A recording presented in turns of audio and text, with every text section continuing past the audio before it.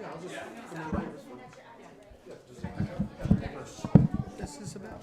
Yes. I'll just speak right into the mic. Yeah. I guess we'll find out. And I'll ask so many questions if I need more answers. Right? Good about the minute. I don't know if they'll feedback or not. They won't feedback. They won't feedback? They won't. Paul, do you want to flick your microphone on? Just push the button. Yep. All right, we're good on camera? Okay. We're going to get started. We'll start with the pledge. The flag's now up front. I Pledge allegiance to the flag of the United States of America and to the republic for which it stands, one nation, under God, indivisible, with liberty and justice for all. Welcome, everyone. Just a couple programming notes. We are going to move the promotional swearing in of Officer Saltzman up to the head of the meeting because we have a lot of guests here. And another programming note is that we are going to go into non-public for tax deeds with Daphne at 7 p.m. My suspicion is we will not be done with our meeting at that point, so we will pause and go into non-public because that is when Daphne finishes her clerk duties and we don't want to keep her here. We also may have some members of the public who are coming in to meet with us in non-public. So we will pause, go into non-public at 7, and then reopen the public meeting after that. So just so everybody knows how things will work for tonight. And to get started, I will have the chief, who is with us tonight, come up for promotional swearing in, and then we will have to take a vote for the appointment slip here. Come on up. Thank you very much. Yeah. I have to speak sort of near the mic, so. Welcome, everybody. I think most of you here are assaultsmen. Everybody else, welcome. Or honorary. Or an honorary. So you all are from the community know that we put a lot into what we do to serve the community, and we always reward excellence, and tonight is just another part of that, part of the program that I've been trying for the last, we've all been trying for the last 2 years to institute, which was to have a lieutenant, a chief, and 2 frontline supervisors. You know that last promotional ceremony we had Officer Spitaleri, Leary. Tonight, we've got the big guy. We got the big guy. 20-year retired Army? 20-year retired Army. Firearms instructor extraordinaire for not only Brentwood PD, but also Fremont too. And he's an instructor at SIG. He's been with us, he started with us in a part-time capacity in 2021 and took the full-time appointment when we had that open in 2022 when I came on board. Officer Saltzman, in a minute to be corporal, has been terrific, to say the least. He's probably one of the best firearms instructors I've ever seen in the 20 years of doing this. His patience is unbelievable and his knowledge is excellent.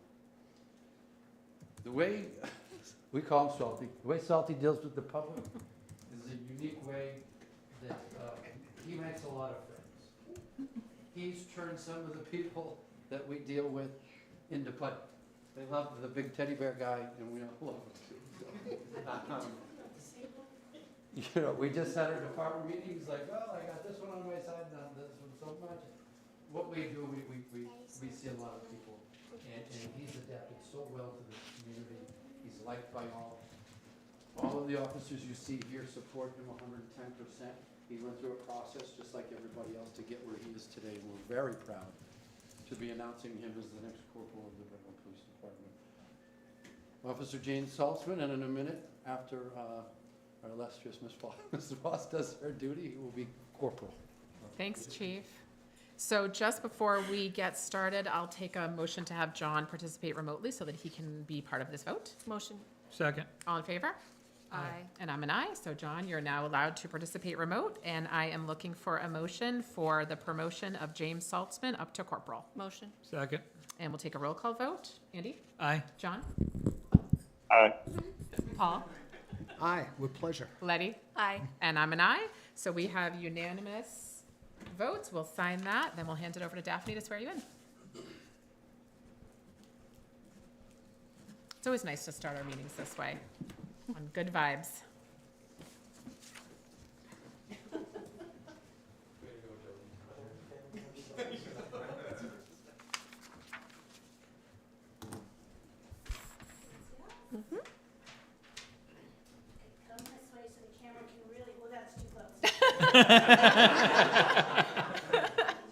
repeat after me. I, James Saltzman, I, James Saltzman, do solemnly swear do solemnly swear that I will faithfully and impartially that I will faithfully and impartially discharge and perform discharge and perform all the duties incumbent on me all the duties incumbent on me, as a corporal of the Brentwood Police Department, Corporal of the Brentwood Police Department, according to the best of my abilities, according to the best of my abilities, agreeably to the rules and regulations agreeably to the rules and regulations of the Constitution and laws of the Constitution and laws of the state of New Hampshire, of the state of New Hampshire, so help me God. so help me God.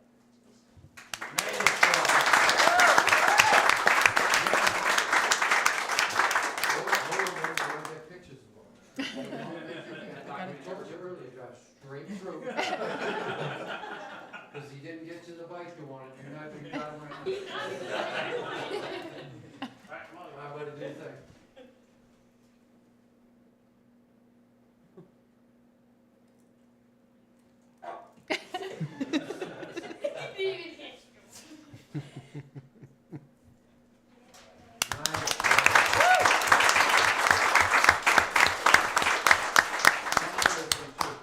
We promote family here before employee all the time. We promote the employees and their families. We've got a big family here now, so thank you for giving us all. Thank you for your support. What we do is difficult, and to have you folks at home as that support means a ton to us. So thank you. Good job, family. You can just bear with us for a moment. We gotta get a couple of pictures, and I think we got a lot of people to fit in, so if you could just give us 2 seconds. to do some Totally. pictures. Yeah, please. All right. We gonna do officers first or family first? Here, actually, Why don't you family, come on up? Please. I don't know if they're gonna need more room. There's a lot of them. Everybody up there. They can. Wow. This is beautiful. Auntie, you want to get up? How do you get up? I can We'll take get you. pictures.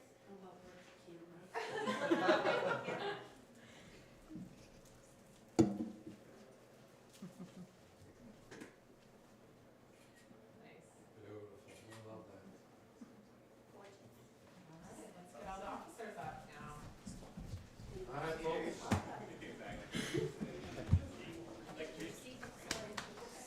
Chief, you wanna get in here too? No, I'm all set. I got all the medicals. That you do. I gotta be in front. I gotta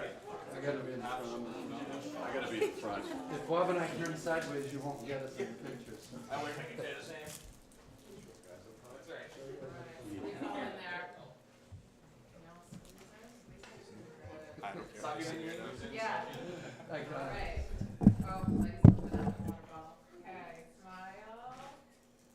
Great. Cheers. Yep, perfect. Bruce, I guess get one with the lieutenant. Yeah. And the purple one. Perfect.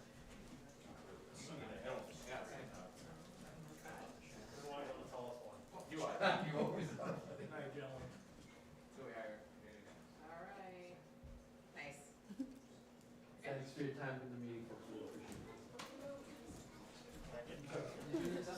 No, that's okay. I think your dad's gonna want you back now. I'll send you some. From the airport. Congratulations. He gave you a wave from the airport. Congrats. What did she, You give him a high five, maybe? what did she get hand? Sorry. I don't remember how that one goes over. It can be right in front of you, I think.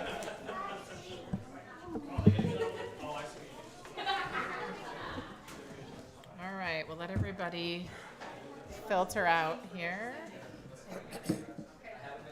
That was great. That's always one of my favorite part of the meetings. So that was nice. All right, so we're going to continue on with our meeting. And first we will do review and signing payroll and accounts payable.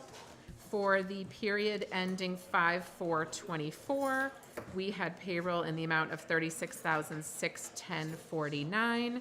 We had accounts payable in the amount of $13,247.97. We did have an ACH payment to Swayze of $232,200.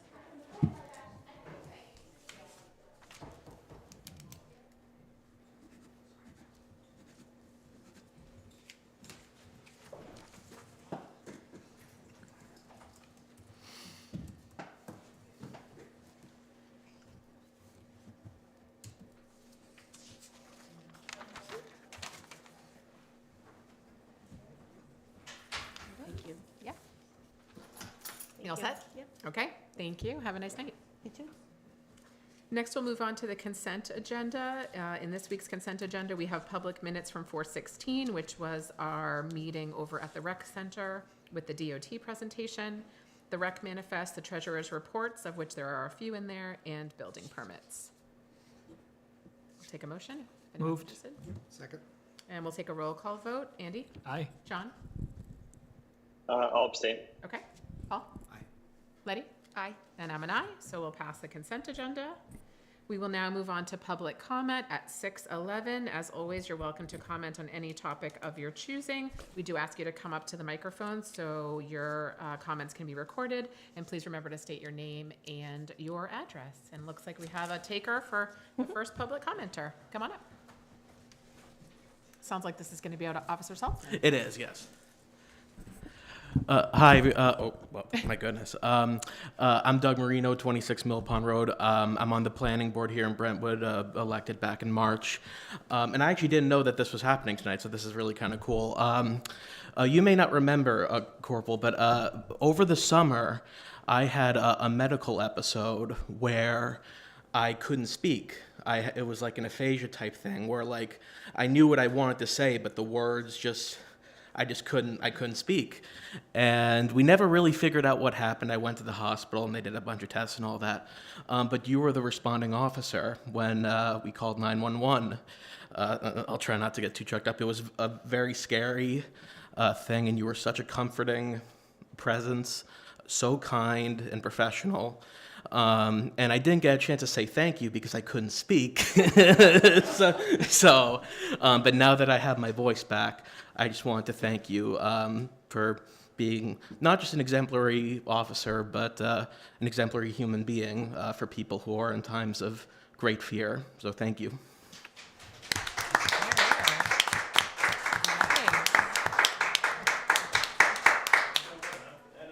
thanks to the chief of the fire department EMS, so Great.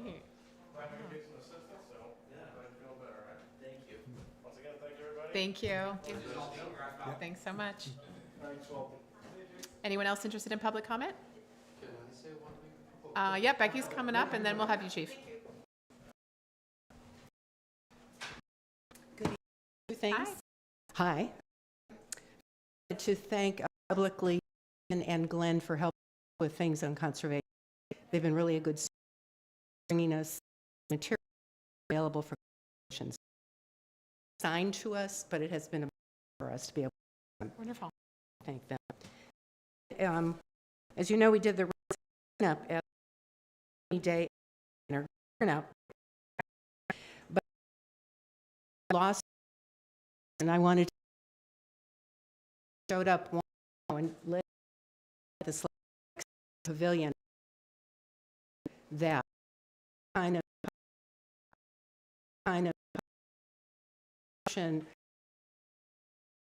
be format you were asking. I couldn't code other clearance. Helpful, John, something. We could What's talk. Yeah. Very quick. Three thank yous. If Thank you.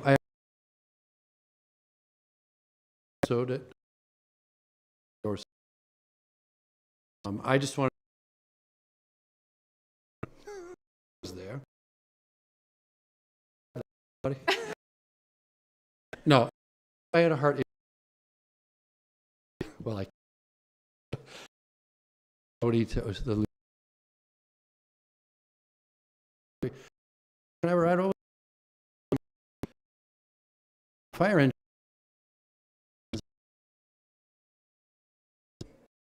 going to the fire department. A couple of his mouth.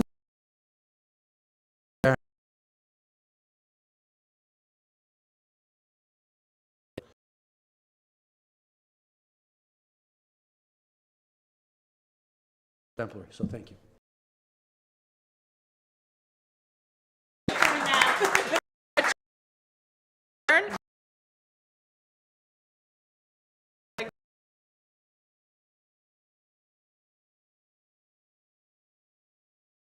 called out. And do. Right? The community also.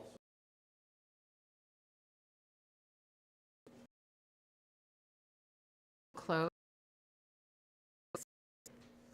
And we will move on to discussion action items. And first, we have Lieutenant Doty to talk about a cruiser.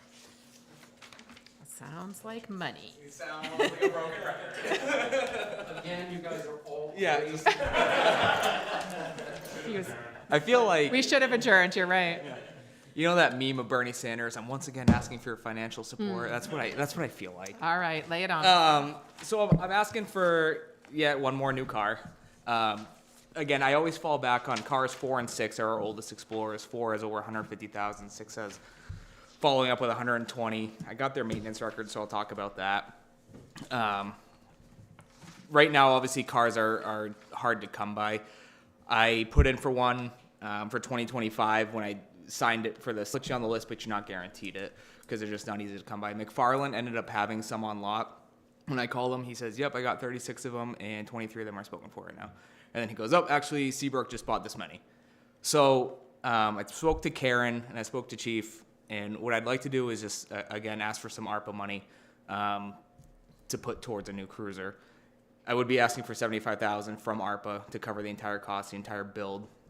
And I know what you're thinking, how many cars do you need? Well, the good news is I'm going to get rid of one. Kip's going to get a brand new Tahoe. Not brand new, but slightly used.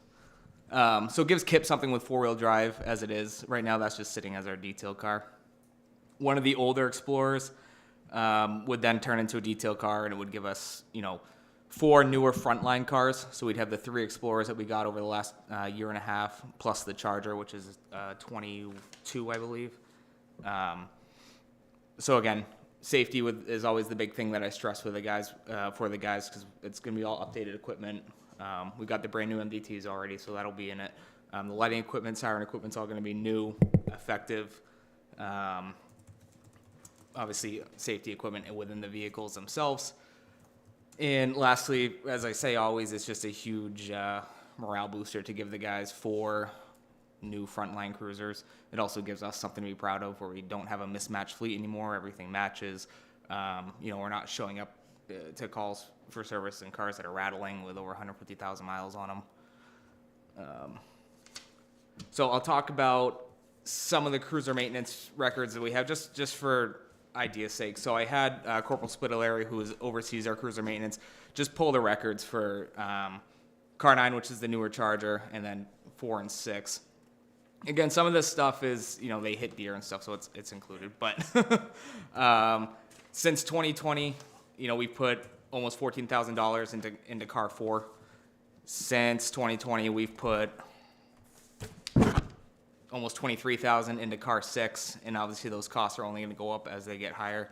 Car 9 was implemented in 2021, so I only have the maintenance records since then. So since 2021, we've only put about $4,000 into that car, and that's literally just tires and oil changes, so nothing crazy. And that thing's, it's about 50,000 miles as it is. So, the main pitch here too is cost savings with a newer car. We can keep shoveling money into these cars until we literally can't anymore, in hopes that they, keep running with the Band-Aids and duct tape, or, we can just invest now with the help of the ARPA money and give the guys a cruiser they deserve. And finally, I won't ask for another one for a long time, I promise. And I can speak to that a little bit. So, I can submit that we wouldn't ask for a cruiser in 25. We don't need one. And that would allow us, I have some ideas about where a cruiser should be placed that I'll share with you folks when it's time to change over things, if we ever do. But nonetheless, we would get on this would allow us the easier replacement schedule. Because we're $23,000 into a car that cost us probably $50,000 at the time is not good return on an investment for that car. That car's going to die soon. And we're trying to avoid the situation where we come to you with an emergency. Hey, 4 and 6 went down, we only have 2 inline cruisers, and then we have to start doubling up people in cars, and it's not effective. So this is part of that, just trying to replace everything and get us to a happy place where we're on that. have we asked for cruisers a lot? It seems like, yes, we have, because we've needed them. We're not gonna come here with something we actually don't need. This isn't a, oh, it'd be nice to have a new cruiser. We actually do need it. Because if I have to put another 10,000 into one of those cruisers this year, that's over half of my maintenance budget just for cruisers on stuff. So money-wise, it makes sense to do this now, but I understand, you've got financial obligations and responsibilities everywhere about the town. But as far as I know, and correct me if I'm wrong, I've been to most of these meetings except for last month. I haven't seen requests for ARPA funds for other purposes, and I have an understanding that this needs to be used by the end of this year. Is that Has to correct? be allocated by the end of this Allocated by year. the end of the year, so,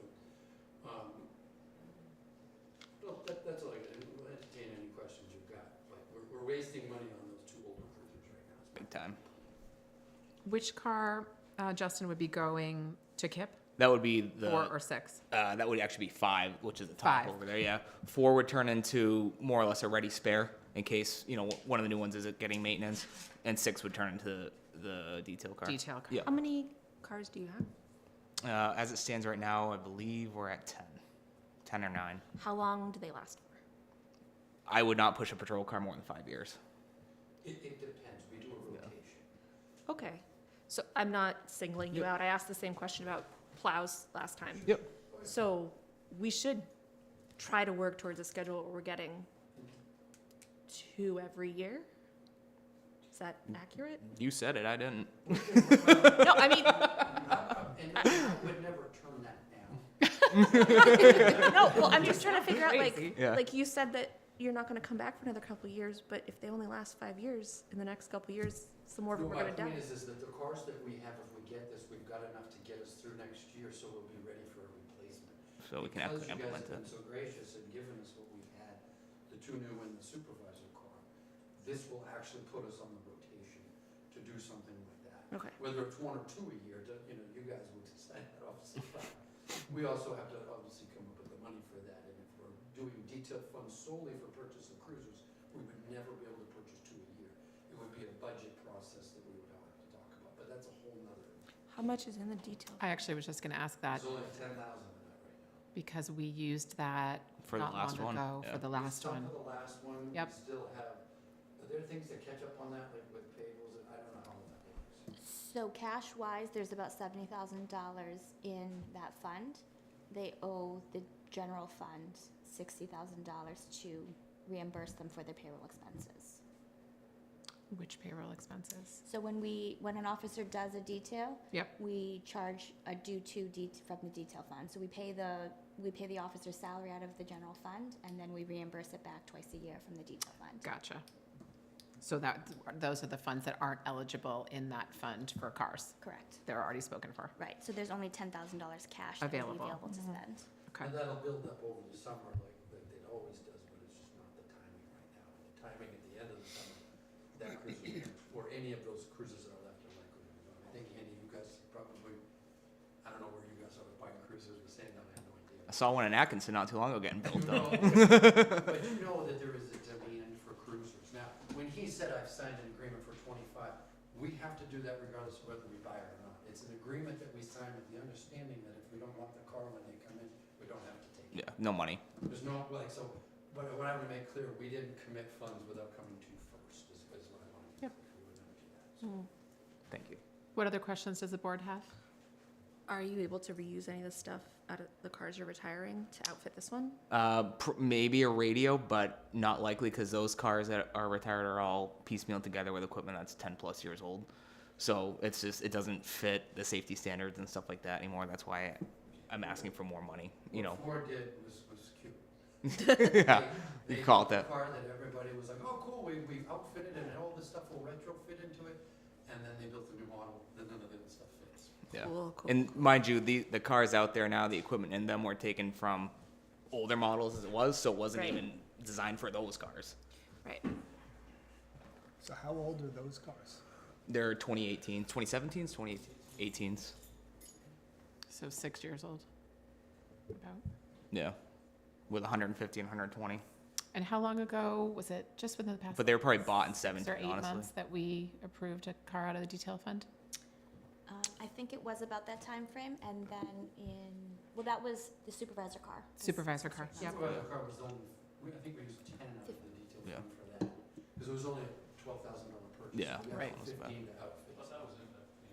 Yes, the supervisor car was paid for out of impact fees, and then the Right. cruiser before that was purchased 20,000 out of the detail fund and That's right. 40,000 Yeah. out of ARPA. Yeah, that's right, we pieced it. Okay.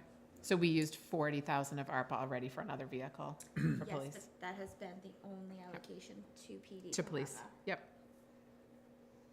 And if you do the math about, the larger departments, I'm not taking away from any department, we haven't spent a lot of the ARPA funds for PD purposes. We've done it for, obviously, things that are necessary in town, but we haven't asked for much out of that. And what do we currently have in ARPA that remains to be allocated? There's $131,000 that needs to be obligated by the end of this year. 131. Was there anything else that had been discussed to use that for? Everything that has been earmarked has already been Taken out. obligated and reported to IRS, so the 131 is outside of that. Okay. With all our obligations paid for? Yes. Okay, okay. One thing that, when I became chair, we talked about doing is that when there is a big expense like this, we as a board may decide not to vote on this today, to give the public a chance to weigh in, to give other people a chance to weigh in, to give the board time to think about it, because I think that increases transparency for people. So do you feel like there is urgency that you have to have an answer tonight, or what is your time frame for this? I would have to, the only thing is I just have to check with McFarland, because they're holding it, and I'm sure there's already another PD lined up to take that car. Yep. So I can check in with them tomorrow, because I'm sure he's not there now. Yeah. Do you have a sense if this is potentially, if it's safe for us to wait a meeting and invite public comment if there is any? The ball's always in his court, because I mean, he could say, you know what, you're not obligated to it at this point, and I have, Newton that is going to give me the money right Sure. now for it. Didn't you say you had a bunch, though? No, he's only got like 3 left because all these other PDs scooped them up. So, and those are probably already spoken for at this point, because that was 2 weeks But we ago. understand the Yeah. need for transparency. Yeah, absolutely. Right, it's yeah. a lot of money. I mean, that's like No, and more than we half need of to what's do left in that. ARPA. Obviously, we're- I'm sure I can schmooze him, put it that way. I think we I have can faith work in with you. them. If we could say, hey, we're gonna go back in front of the board next week, or 2 weeks. 2 weeks, Yep. whatever, I mean, I think we could talk to them. Yeah. Right. I just wanted to throw that out there, for our board members, that is, we have considered doing that before. It's really up to the board if they feel that this is something that should be turfed a meeting or not. And it sounds like there might be some wiggle room there. We certainly, go ahead, John. Yeah, I was actually gonna ask for time to consider. I'm supportive of this in principle and concept. However, I would like the board to have kind of a discussion on what the other potential competing priorities are, so that we can kind of make an informed decision on at least kind of a plan for what is going to give the town taxpayers the most bang for our buck with the use of the ARPA funds. Totally. Can we just commit to an answer one way or the other in the 2 weeks? So Yeah, I think that would make sense. Is the board Would in that be favor of that? reasonable for the board? And we had talked about before sort of looking at the CIP, and this might be a time to kind of bring that CIP back and look at that as we're thinking about this 75K ask to decide if it works with our other priorities. I don't see any reason why we couldn't make that decision definitively Sure. at the next meeting. So we can give him a timeline. Yep, but we definitely invite the public or any interested parties to weigh in on this, because it is a big expenditure. And I would encourage the public, if you have questions, those of you here that were in the WebEx land or where we're at, streaming land, if you have questions, please either call me, stop by, Yep. send an email, whatever. We're happy to answer public questions ahead of time, and we will even bring your questions to the board if you want. We'll offer that. One question, would there be any reason not to use the 10K in the detail fund, or are you holding that for another purpose? I just like not drain it to zero. Gotcha. I get a little, it's just a, Do you It's a- use that fund for anything else other than well, Cruisers? if we go down, like, it's one of those things, like, if we go down a radio or a portable or something, we just grab it and it's right there. It's Gotcha. under You 10,000. use it as a little bit of a It's contingency little bit fund? of a relief valve for some of those equipment things that are not just $1,000, they're at least 2,500, 5,000. Yep. Just like to keep it So it gives you a little buffer. That's it. Okay, And we'll build it up again, but we're. right, I know it builds up every year. How Other quick- thoughts or comments from the How board? quickly does that build up? Depends on how many details we got. Yeah, On average? Karen, I don't know I can pull it. It does. I mean, it was enough to, it had enough in it. Yeah. I to mean, pay last for year we half got of the cruiser. inundated with details. We had a detail a day. This year it's been slow. But we have, So- since I've been here, I think last year was maybe the first year I asked for anything out of the detail fund, so I don't think I spent anything out of it the first year. Yeah, because it was So built just up sit- pretty good. Yeah. So that's how it grew to be able to whack away the 40 that we. So there's no way we're gonna be able to, You keep can't buying do the cars out whole of it. fleet. No, No, some of and it's that's gonna have to be why- budgetary. Yeah, and that's why, in the past, I've had experience with putting the cruiser in the actual operating budget. Some people weren't a fan of that. They were like, well, let's put the build out in the operating budget. Whatever. I mean, there's a lot of different ways to skin it. Yeah, we'll certainly be talking about this again in budget season. So how much is the vehicle cost versus what you're talking about on top of that for the retrofit? The vehicle itself is about 50,000, and then to outfit it, you're talking another 20. And that's with all the lights, the bars. Lights, siren. Yeah. 20, did you say? Yep. Yeah. The radio itself is 5. so if we were to be able to get on more of a reliable schedule, would we be able to start reusing some of that Yep. stuff for Oh, at yeah. least one Yeah. or two cycles before we Until have to? 4 changes again. but- Well, Yeah. I can't. And that was the plan initially when I started. Chris and I worked together to actually do an effective build on these new cars. Mm-hmm. That way, in 5 years, you're at least getting another cycle out of it. So Right. these light bars will last, hopefully 10 years. Right. So hopefully you'd be looking at just replacing the car and not Exactly. all of Yep. Yeah, see, we haven't been replacing the equipment that goes in them either. Right. That's Prior. two. Yeah. So, like, when you're using these poles, like, I mean, it's like using a bullet light. Yeah. I mean, you have guys that responding to calls at night with the lights on. The flashback is so bad because they're not built for those cars that it's blinding. Were you asking for 75 though, or 70? Yeah, 75. Okay, but I thought it sounded like 70, 50 and 20? Prices keep going up, so I haven't gotten the full quote. I have our last quote for the last build I did, but in speaking to our upfitters, he says the prices keep going up. So ultimately, the goal, I would love to ask for more and then turn back as much as I can, but I don't want to come back and have to ask for more money. That's really the purpose. That 5 is probably a bit of a buffer, but not much if it is. So that's the difference between the 70 and the 75. So how would that Because if the radio. It would gets- just come back to it would just come back to you. ARPA. Because, and we would know as soon as we got physical quotes, but we can't get all those unless we actually buy a car and go through the whole process, because we don't know what the new build-out costs are. Yep. Karen has some information, I think, for us on the fund. The receivables really vary quite a bit. In 2023, they took in 85,000, or they billed out 85,000.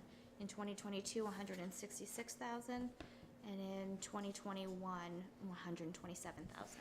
And how much of that was paid out versus available for cruisers? So like when you take in 166,000, So we took in 127 and we paid out 209, but that would have been carryover from the year prior plus I think we looked at it car. superficially once, and it looks like the buildup is anywhere between 30 and 40 grand a year in the detail fund after everybody's been paid. That's a very rough guesstimate that we came up with when I first got Mm-hmm. here. Those numbers may indicate that or not, but Right. because I remember asking. so you need about 2 years of detail fund to pay for a car, That's the hard part Okay. about that. but approximately. So maybe a budget, the cruiser and the detail, and the build-up comes out of the detail. Well, again, whatever we do. Right. budget. No, but for future planning, that would help us estimate, like, if the detail could pay for a car every 2 years, then we have to, make up the difference with the budget, Right. potentially. All right, so we'll reconvene in 2 weeks. Other Is that questions? the agenda? What's your cruiser rate, 15 or 20? Wait, Cruiser. For details. We just changed, we We- just we changed just that. bumped went it. up to 20 So, Letty, $20 an hour. for the cruiser. That's For how a long car. it takes to get For a car. $70,000. Well, we Right. got the administrative fee too, which is another $17? 13, but $17 is what it is. So it's actually about 30, because that's the cruiser and then the admin fee. They always get the admin fee because we have to spend money to fill details. Right. And we don't always get the cruiser fee because we don't always have the cruiser. Right. Right. So if we. Why did- don't you always have the cruiser? Sometimes Well, it it's might be just a an function officer. At the rec. We don't use the cruiser for a function, so we can't charge for it. Even though we gotta drive it over there, it's not doing it. Or like The Deerfield lights Fair. are off. If we're just in like an event. Okay.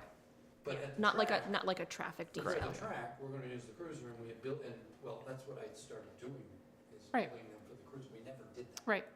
So, Okay, I think this helps us understand sort of future budgeting. thanks for all this. Okay. I know we- Yeah. And Thank then you, guys. I think my current build's at like 30,000 soup to nuts Yeah. radar. See, so that's, Paul, that's exactly where sometimes you just don't know what that build is gonna be until you actually. And unfortunately, we learned to, you pay for quality oftentimes. So, Yeah, It's always the case. we have to recycle some parts that weren't exactly quality, so Yeah. we could just discard them. Okay. Any other questions before we close out this topic? Okay, so we will rediscuss this at our next meeting, and we'll bring maybe the CIP up as well, so we can just, as we think about that 131 of ARPA, we can make sure we have a good plan for that. All right, thanks for your time. thank you. Thank you so much. Next, we have Janice to talk about a CRF request for decking at the library.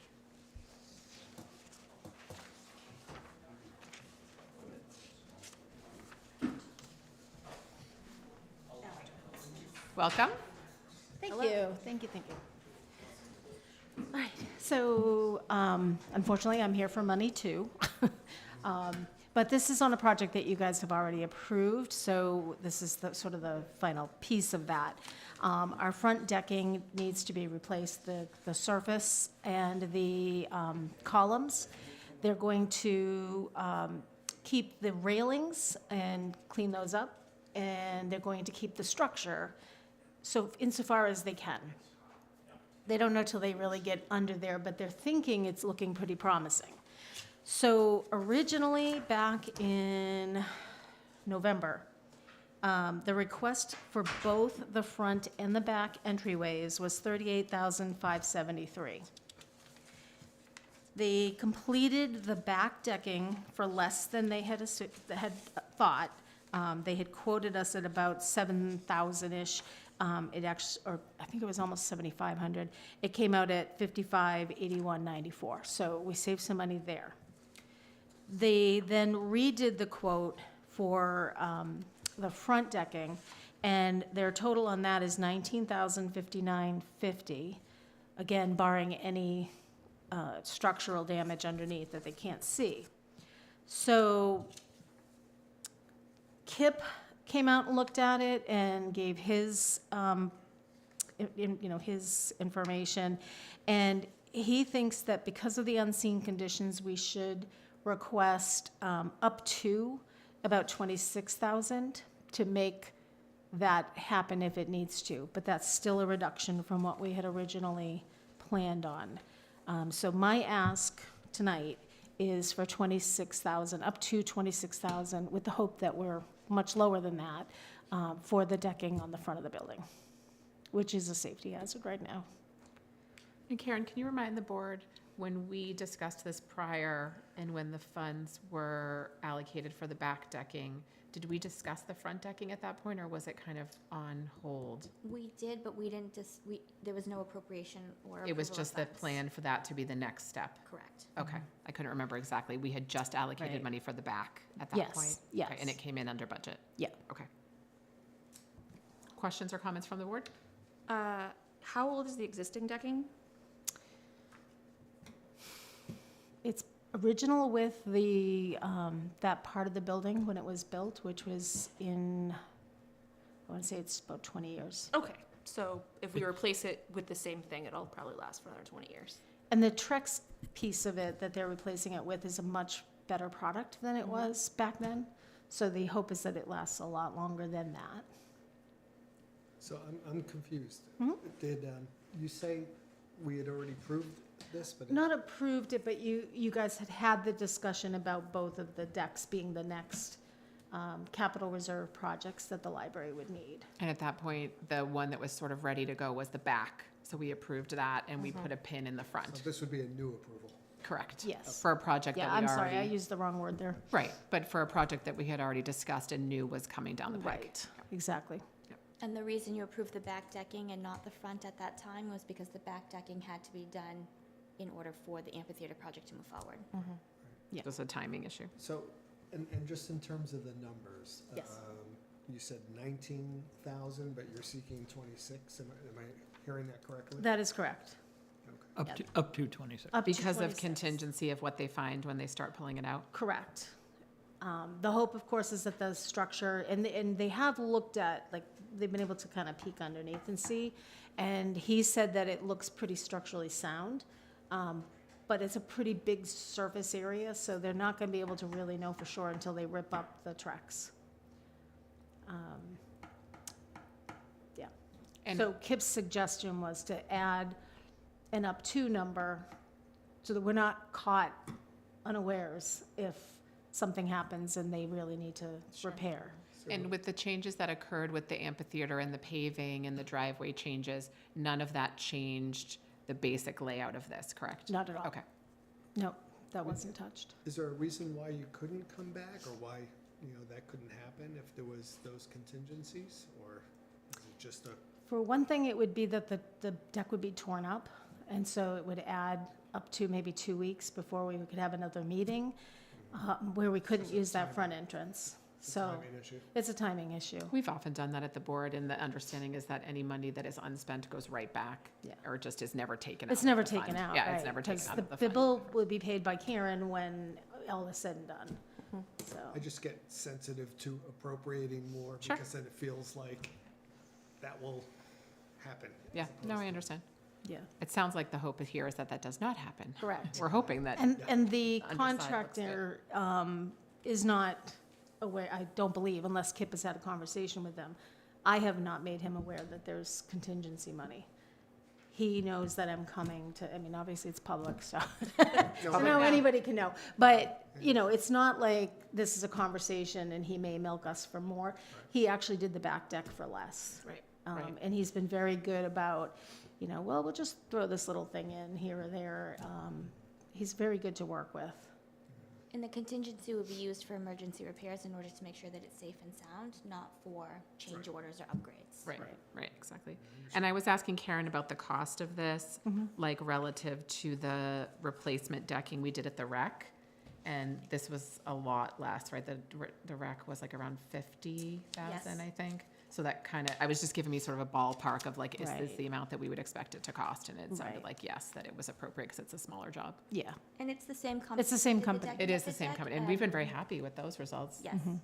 And the back deck, I don't know if you've seen the back deck, but it's beautiful. Great. And it's very structurally sound. And so now we feel the confidence of being able to let people park in the back and go in that back door or the front entrance. So it gives us two main egresses and entrances to the library. Great. So, yeah.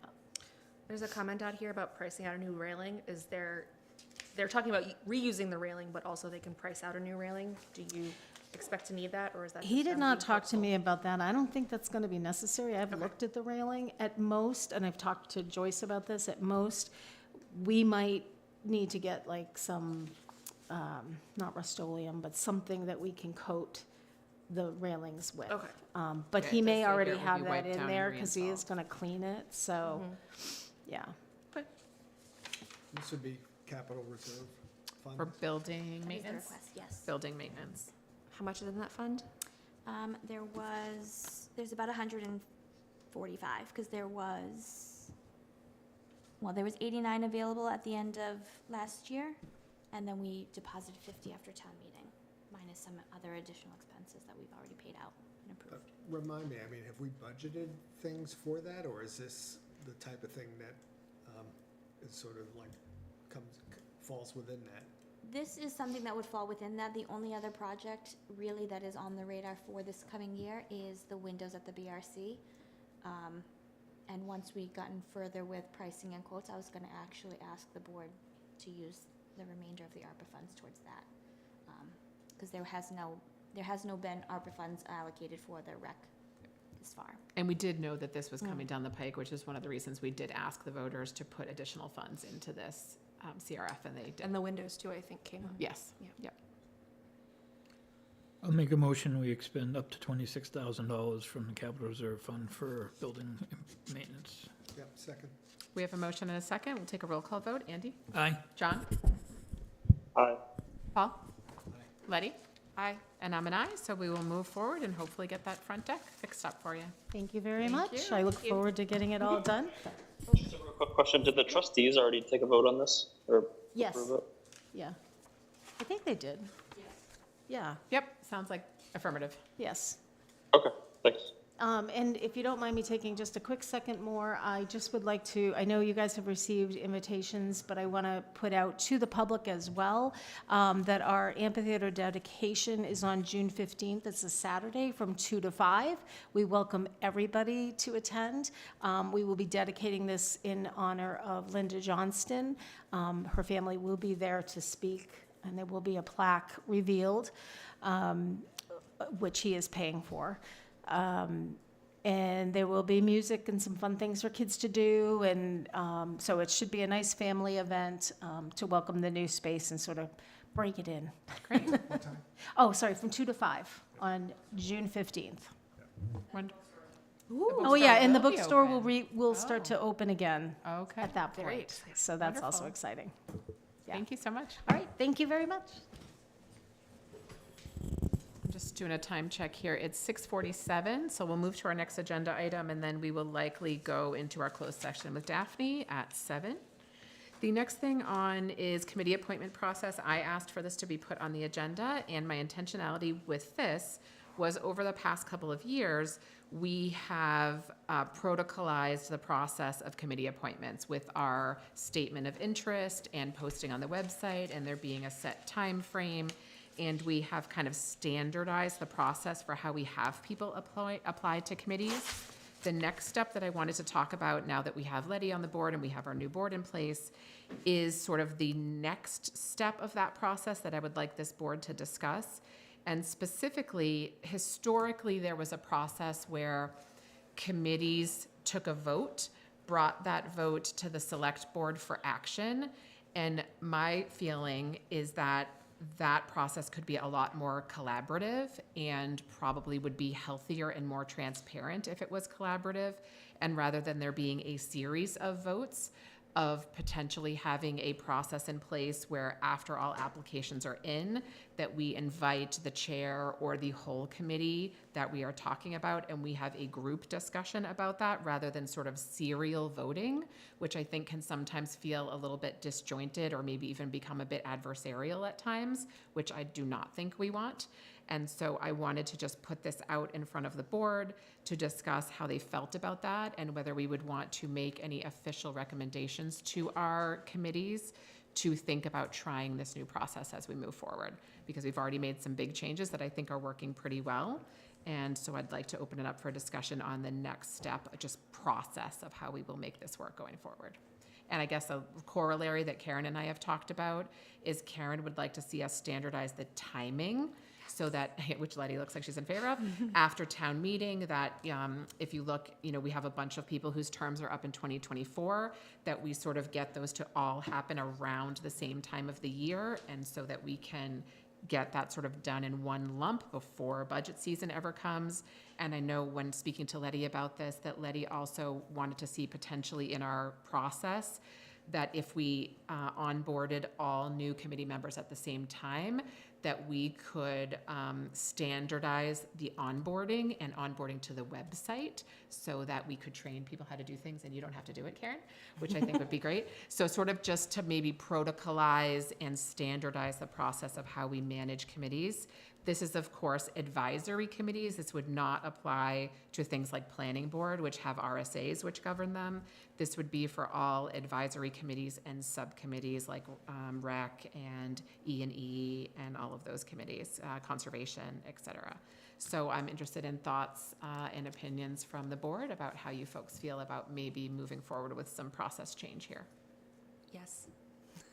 I hear a yes from I Letty. can tell you that when I was working on the website, it was very, very hard, because I know that there's dates in the town report for when people's terms are up, but they're just years. It's just sometimes years, and then you have to go look at the appointment slip to find out if there's a month. Sometimes the appointment list doesn't have one. So if there's some sort of standardization of all appointments start July 1st of a given year, then that I think would be beneficial twofold. One, it'll be easier to keep track of when people's terms are up, and two, if you're interested in getting involved and maybe you've just moved to town recently, you don't really know, you can say, oh, these are the spots that are going to be coming up in the next cycle, oh, let me go to a meeting, let me That go is watch a a meeting. great point, because Like, we have had them sort of staggered throughout the year, and we Right. potentially get less. so you know when to expect, like, okay, if I want to get Feeling. involved, this is around the time of year that I might want to start looking into it.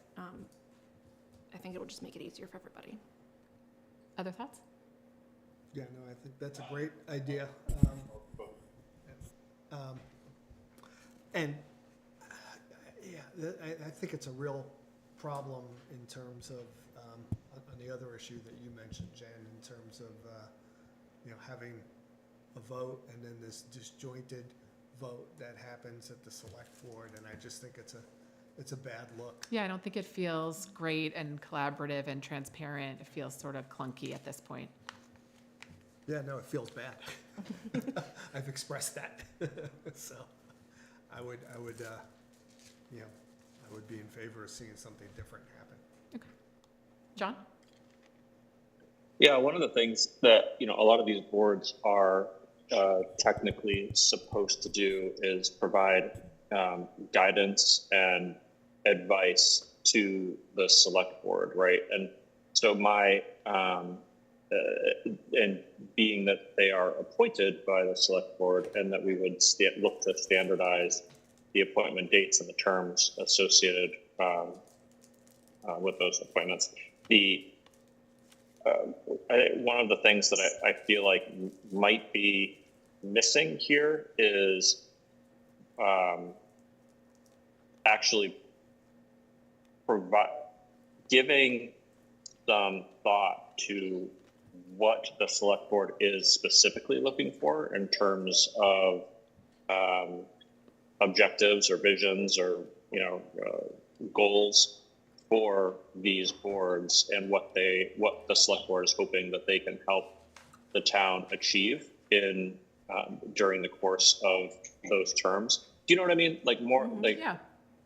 I feel like we're kind of missing a big chunk of the substance here. Like, we have why the people want to serve on the boards, and we know that these boards are supposed to provide guidance to the select board and advice to the select board, and then the select board votes on those people, but we don't ever kind of connect all of those different elements into a one cohesive, like unifying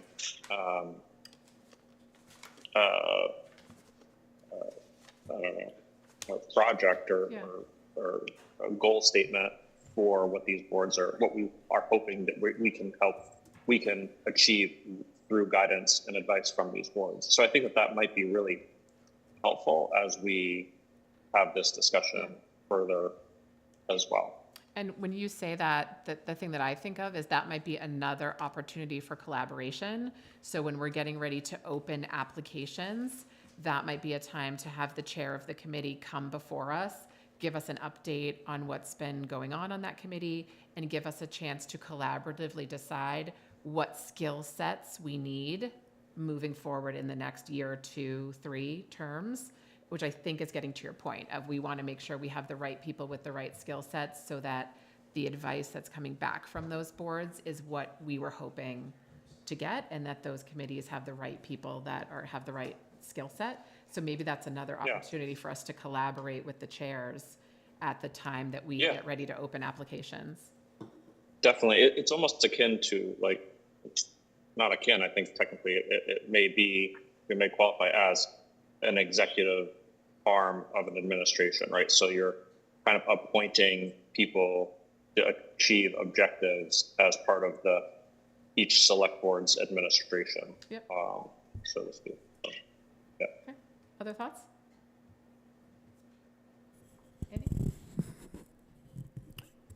I definitely agree with the appointment times. It'll make our lives so much easier, as well as Karen's. And then also we need to Paul's sentiment that it looks bad when a board brings us a recommendation and then we go into a whole nother direction. Yep. And I think there's always going to be time where there may be a slight disagreement between a board and the select board, and that, we will hash that out in public for the good of the town, but I think it feels better to do that in the moment than to have it happen serially. Right, if you're doing it in the moment, you won't have the two separate votes. Right.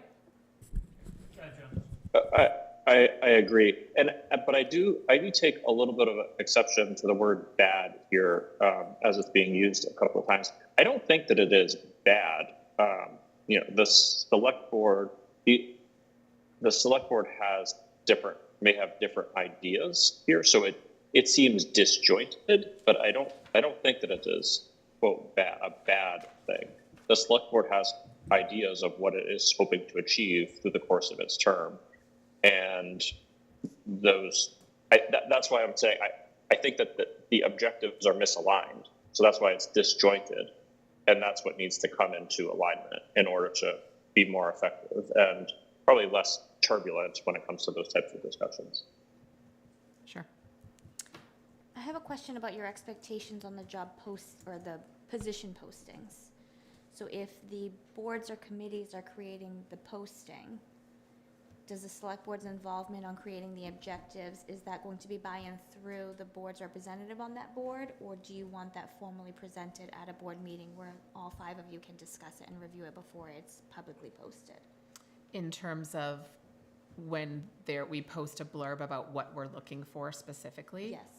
I think to John's point that maybe that should be a standard agenda item for the early summer where we all say, okay, what's coming up next for energy? What's coming up next for communication? What's coming up next for conservation? And do we need a different skill set? I think that would be a good collaborative conversation to have with the chair or vice chair or whoever the committee decides are the right representatives. It would be an extra step that we haven't done historically, but I think it might reduce some of that turbulence if we're all clear that we want people with a certain accounting skill set or a certain solar or certain this. And I wonder if we could do that, because if we're doing it in the beginning of the summer, we could do it on an off week. And that is the only thing, almost like a work We session. potentially could. Right, like that's all we're gonna do. All the committees are gonna come. Because I feel like it also could be helpful for different committees to hear the ideas. Sure. The only thing I wonder is if we post all boards at the same time, is that going to be challenging just based numerically when we have a lot of people turning over? Would it be better to do one set and then a couple weeks later do a second set? Or do you think we could just hash it all out at once? I think it would be too time intensive at a meeting to do them all at once. Right, so we'll maybe have to break split them into 2 sections and do it, in a couple weeks later. And that way we could stagger the applications by just a couple weeks too, if we wanted to. Because there are a lot of people that turn over. And in the new process, we did add a little bit of work on everybody, and that we've asked existing members who are terming off to reapply, which I think is a good process because it keeps that skill set discussion going. So it does add, you potentially have slightly more applicants than we used to. I think my only request for that would be even if the terms start, say, July 1st and July 15th or whatever, that they all end on the same day. Well, in this year So it'll that- be a little behind, but I'm thinking for next year, like April, and probably the first meeting in May would be used to review all of the postings. But we could still, because I don't know, I have to look again. I don't think there's any rule about when the end of the term is. So if we wanted to start, even if we don't appoint people in time to hit the exact 3 years or whatever, we can still say that the term ends whatever we want the eventual end date to be. Sure, yeah, just to get on that cycle Yeah. and sort of jumpstart it and get going. Okay, so And- I'm hearing general positivity of kind of standardizing the process, trying to be more collaborative, trying to bring the chairs at the beginning and then at the end to make sure that we are having like a group consensus discussion with folks. Yep. Okay. Any other comments from the board? Janice, do you have a question? Yeah, please. Thank you. The library's alternates are done every year, all 3. And ours are due in June. Would we keep the ones that we have right now until this process goes through this year? So Karen and I have had a discussion about the library because I think the library is in a little bit of a anomaly, right? In that the library has their own board, which is elected.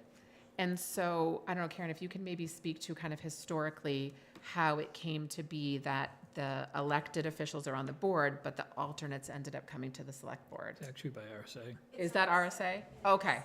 I wasn't sure why. So, Basically, it states that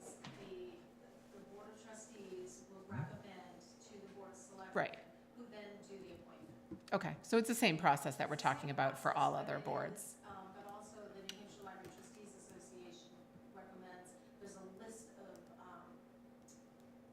skills, if you Yep, will, yep. that really need to be on our board. So that's already written out, and I had submitted that to Karen, so she's aware of what those are. Yep. That's probably not gonna change, it's gonna be that each year. Right, and so that would be an easy discussion when we go to open applications. So, do you do alternates for 1 year intentionally, or is that just kind of how it's always been? That's by RSA as well, Okay. Are you sure? yes. Do you have the RSA in front of you, Letty? Because I'm looking at your face. Knowing you, you have your computer up. So if I misread it, I'm sorry. What does it say, Letty? Library trustees election, so such trustees shall serve, so the trustees shall serve staggered 3-year terms. And then there should be no more than 3 alternates as provided in RSA 202A10. Hold on, let me go to 10. Yep, 1-year terms. Okay. I would think, unless you're opposed to it, that lining that up with all other application periods would seem to make the most sense. Yeah, no, and that's fine with me. as And long we could as just adjust it for the it's first year. all the trustees in that process. Of course. Also, just, it will have to be adjusted this year. Yep. So would we keep our current alternates in place until this happens? Because technically. What's we're your starting current- New ones in June. I mean, I think the first year, we're gonna, make adjustments That's as gonna take us needed. 3 years to get up. Yeah, it'll on the take us a schedule little anyway. time to get everybody on exactly the same schedule, so we can be a little flexible the first year. But I think if everybody, like to Letty's point, if we do like a July 1st, July 15th, or something like that, that we would just fold the library into one of those groups. And we would use the same process where the trustees would come, and we would all agree on the qualifications needed. We would post, we would treat it exactly the same as the other boards and commissions. Great, thank you. All right, any other thoughts or clarifications on that topic? It sounds like in general, the board is in favor of kind of trying this out and seeing how it goes. So would that like be a policy? Would we write this up somewhere? I think so it would the probably committees make would sense for have us to write it up. access? What do you, yeah. Is there some sort of committee handbook? There's not a committee handbook per se, is there? Some committees have like Conservation Committee has a handbook, and Rec has bylaws, Budget Committee has bylaws, but not. Budget committee I know is by RSA, kind of like libraries by RSA. Does the rec commission have? By statute, they're allowed to have bylaws Okay. that they can adopt on their own. I'm wondering if the select board wanted to have. We might just want to write up something short that summarizes these guidelines, summarizes the process, and maybe comes up with what the onboarding would look like in terms of 91A training, website training, et cetera, those sorts of things. I don't think it would have to be very long. Because then once we do that the first time, it will just be a document that Right. can get sent out to all people when they get Correct. appointed to a committee and. Right, which would make it very clear to everybody what the process is. Yeah. Okay. All right, so I'm hearing general consensus. Would people feel better making a motion and officially voting on it? I think that might be a good idea. Or is everybody just okay with this from a policy? What are the specifics that we would be voting on? Let's do the policy first. Yeah, we can wait and see what the policy looks like. So maybe we'll have, Karen and I can kind of get something written up. I think essentially changing the process to be collaborative, where we would advise and instruct our committees not to take independent votes, but to do a collaborative process with us on elections, standardizing the timing in the summer of all boards terming off at the same time, and then standardizing what our onboarding process looks like for new members, including additional website training compared to what they've had in the past. I think those are the top items. Am I missing anything? I don't think so. Okay, all right. Thank you. I'm glad, thank you for supporting, because I thought that was kind of the next natural step. And I do think it will reduce a little bit of the turbulence and hopefully make it more collaborative and transparent to have those conversations in public. Okay, great. It is now 7 o'clock, and I don't know if we had, we do have Daphne. Hi, Daphne. So as announced at the beginning of the meeting, we are going to go into a non-public for 91A under reputation. And I think, Karen, you had one additional item for which category? Personnel. Personnel. Before we kick everybody out, do we want to go into Karen's office again? We could do that. Just made it easier with the video stream and We do have guests, though. Do we have guests? Do we have- Do we have any guests, or no? We have one guest. Do you feel comfortable doing that in your office? That's fine. Yeah, we can do that. So you guys get to stay. We'll go. Get comfortable. shouldn't take too long, and we will be back with you as soon as possible.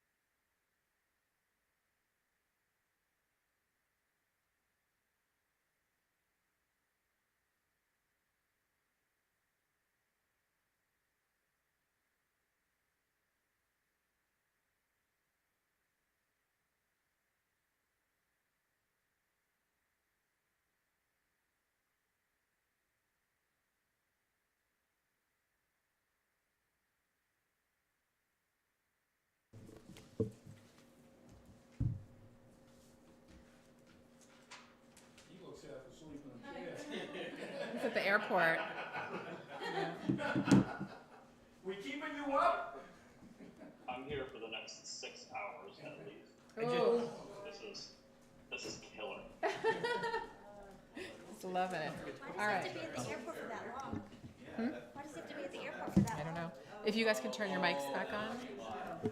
All right.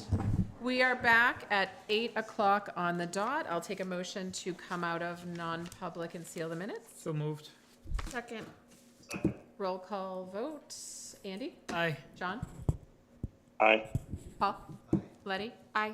And I'm an aye, so we will come out of non-public, back into public, and seal the minutes. And we will go back to our discussion action items, and we have Rick LeBrecq, and thank you for your patience. Come on up. Be quick. Should be done in about an hour. Okay, great. Okay, you have till 9 o'clock. I need a new car. Real simple, here to ask for the board approval of two things relative to our membership. So Gabrielle Kelly would like to remain on the committee but drop to an alternate from a voting member. So that's one thing for you to consider. And the other is Jason Federspiel, who's in the audience and can introduce himself in a second, is interested and fully endorsed by the committee to take Gabby's spot as a voting member. That'll, if both of those appointments are approved by the board, that would get us to 7 full members, and Gabby as the only alternate, and then I guess an open alternate spot. Was there another alternate? And we talked about another alternate that wanted to stay an alternate? Well, it was Matt Lipinski and Kristen Aldred. Both were the moved two up. alternates, and they both moved up. Okay, so we have an open alternate now. And maybe Jason can just say hello now? Yes, Is that a please. good idea? If you want to Come on up. And because I'm done.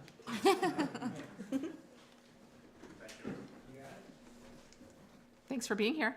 Yeah, thanks for having me. Jason Federspiel, 21 Stevens Drive. Yeah, I've been in Brentwood about 10 years now. I have 2 kids in the high school. My background in energy, I was started a solar company about 20 years ago, ran it with a couple business partners for 10 years. Have been out of solar for about 10 years, but still have an interest, have solar at the house. And yeah, just interested in contributing to the town in a positive way, and thought the Energy Committee would be a good avenue. Excellent. Any board members have questions for Jason?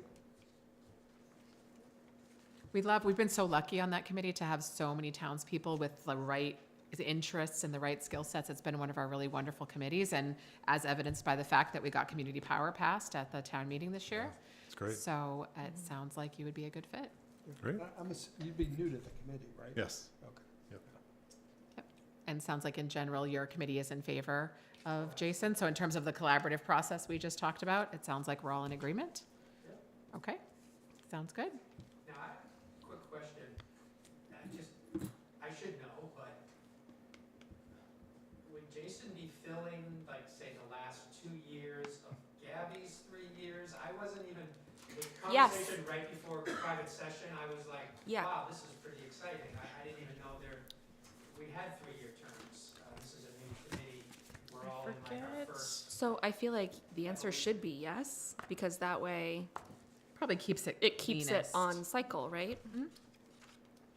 I asked Rick how many years I was signing up for. He wasn't sure. Forever. So be careful. Be careful what you wish for. I'm just looking really quick to see. I don't know that there was end dates assigned to the energy members. I don't think we did because We just had We to do that knew- for Communication. because we didn't have. yeah, I think because we knew that the work on community power was really the goal, but we weren't sure how long it would take. And it was a little bit unclear in terms of the scope of that committee after community power happens, if that committee would restructure or would go ad hoc. So it sounds like that's a discussion we could have or you could have at your committee about sort of what might be what are you guys thinking in the next 1, 2, 3 years? Because I do think we left it open when we made those appointments as an advisory committee. But yes, if there was an end date to someone's term and they resigned, whoever was filling that role would only fill the end of that term and then would. Okay.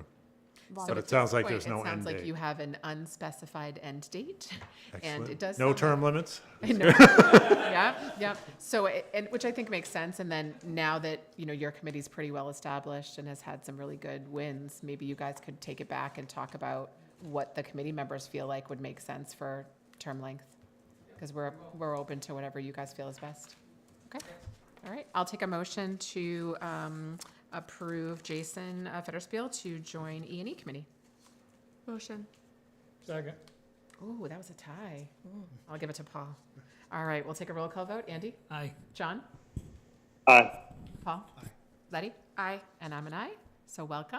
Thank you you. so much. Thank you very much. Hey, Jen, quick, kind of point of order on this. I feel really bad that Rick and Jason had to sit there for such a long time. Do you think that there might be a way that for things that are not going to take more than 5 or 10 minutes that we can highlight those in the agenda so that I agree. can- Yes, Could have I moved think that up, maybe. tonight was a little bit of an anomaly in that Daphne was off of her shift at 7, and that took a little bit longer than we anticipated. But yes, I absolutely hear you, and our apologies that you had to wait. And we should have ordered pizza for you. No, you are free. You are free to depart. Yes, point noted, definitely, John. All right. Next, we have Becky for conservation. Come on up. Thank you for welcoming us. Made this appointment or asked to be on the agenda so we could inform you about a decision by the Conservation Commission to create an open space committee. I showed, you have the draft and the RSAs that pertain to that ability of the Conservation Commission to establish subcommittees for all kinds of purposes, whether it's land protection, energy, trails, wetlands, outings, natural resource inventory. There's a whole range of subcommittees that we can create. It provides extra hands to work more effectively on a big project. We have this bond, and this committee would work specifically on reaching out to landowners to initiate conversations. We'd also be educating the public. This idea was first suggested by Lise McNaughton, who was on the Conservation Committee years ago when there was another open space committee during the first bond. And it was discussed informally at our March meeting, and then last month we discussed it, and it was approved that we should move forward. So the process that I'm following right now is we gathered information from Barbara Richter, who's the executive director of the New Hampshire Association of Conservation Commissions, and she was able to provide us with the RSAs and with examples from other groups that have done the same thing. We've had a couple of very informal telephone calls, conversations about how do we want to move forward, and we have, the next step is to appoint members, and we were going to do that, talk about that tomorrow at our May 8 meeting. I had contacted the Conservation Commission and asked for people to suggest individuals who might serve, who might bring specific expertise for this, and we're looking over that list. I think the committee will end up being 5 people. So far, it's Lise, me, and Rob Wolfchuk. Rob was involved, as you know, in conservation for a long time, so there's a lot of expertise in that area. And the candidates that have been suggested, or the people whose names have been brought forward, have expertise as well in specific areas. So there's kind of a roughed out plan of how we would proceed after we appoint members. We would schedule that team meeting. It would be a public meeting to outline how we want to move forward, and I'm thinking that might be towards the end of May, early June. If we need to go into public session, because part of this initial meeting would be to talk about a few key properties that were already identified as priorities, and we would like to start working on some of those properties. So we would go into non-public session for anything related to the purchase and easement or negotiations on any price with that individual, about that individual piece of property. Over the summer, we would work on the initial approaches, and we would also be developing some educational materials. The last committee had a brochure that was available and handed out and shared with the community. Some information sheets. We have some good resources through the New Hampshire Land Trust that would provide some materials for us when we get involved in printing these materials and then distributing them. We'd also put stories into social media, Facebook, about what's going on in town, promote conservation, and then planning to possibly schedule a public information session in early autumn, September, early October, to welcome the entire community, something where they could hear from a panel of experts, different aspects of conservation. It would be possibly a landowner, maybe a consultant would come in and talk about the work that they do with individuals, people from the Conservation Commission. So it would be experts that could be asked questions and would answer questions from the public. And then we could do some follow-up with individuals who specifically expressed an interest in continuing to pursue a conservation easement. So that's a very rough schedule. We have until 27 to use the bond, so I see this as an ongoing process. The people may change.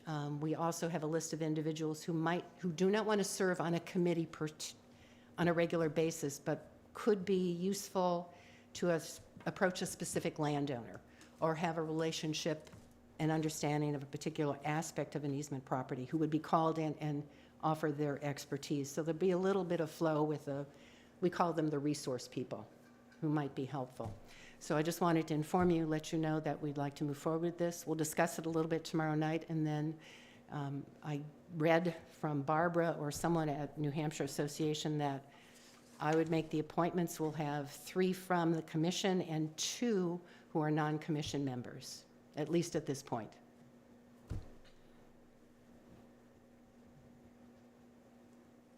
There's a Sorry, question I coming. know, There's a question I'm coming. formulating I can it. see that. So the select board would usually appoint Conservation Commission members, but you're allowed to make your own subcommittee? For a subcommittee, yes. That's what the statute provides. Yes. As far as I It's can a see. little awkward, given that Well, I'm just conservation wondering- has to be appointed.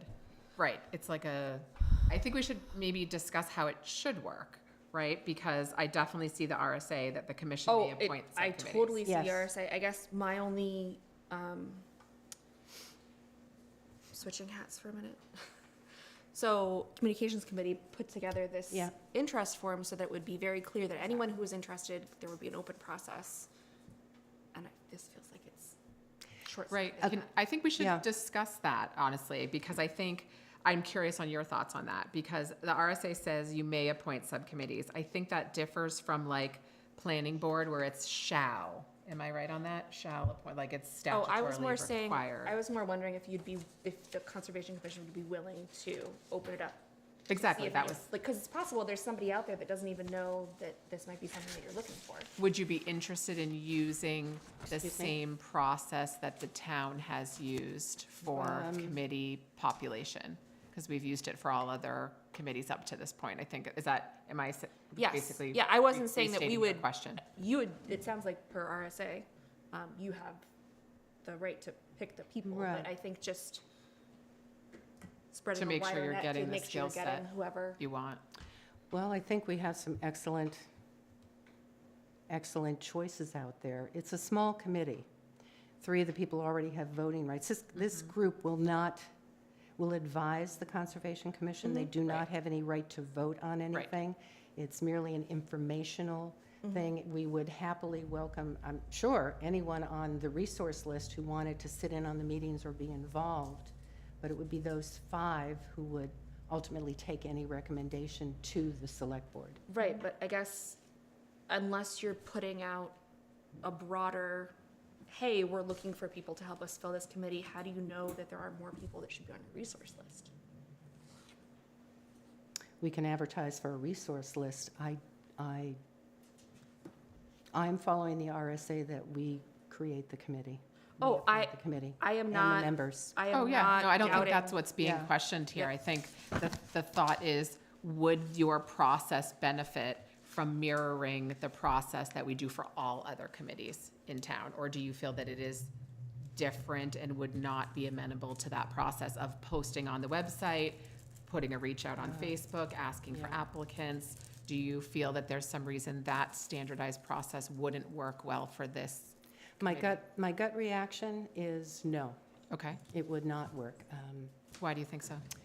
I think because it's such a small group and we already have it peopled with conservation members, the people who have expressed interest or been suggested bring an expertise in environmental issues and conservation work in their work experience.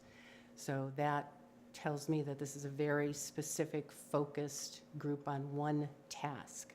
Are there non-members, Becky, though, non-conservation members who you have in mind, or guess I think you just mentioned Yes. conservation members? Yes, there are a couple. I've had initial conversations. The names were submitted to me. They expressed interest. I've met with those individuals. There's two other people I want to meet with, and this was discussed informally between Lise, Rob, and me, just as we were working out sort of a framework, saying they endorsed these other people highly as people that they knew and were aware of that had the skills that would be valuable in this process. Do you think 5 is enough? I know you say 5 to 7 here. Might you considering fleshing that out with some other folks, or what are your thoughts on that? I'd like to start with 5. Okay. And if we identify a resource person who's wants to be very involved, certainly we would welcome adding someone to that. Yes. So it is a learning process for this. The previous Open Space Committee had 5, and they were able to accomplish great things with that first bond.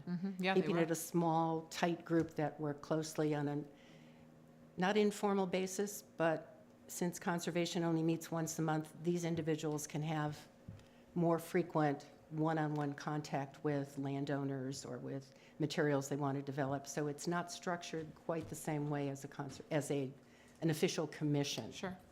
So that's my feeling. Does a conservation subcommittee have different regulations when it comes to meeting posting 91A? Is it more informal, or do they have to follow the same public meeting agenda posting? Do we know per the RSA? We have to follow the same public it's the meeting same agenda. And if so some of their work can and I be see that. unofficial, but their official discussions have to be in public, transparent, on the record. Right. Official discussions could involve the materials we develop. How do we do a public program or workshop?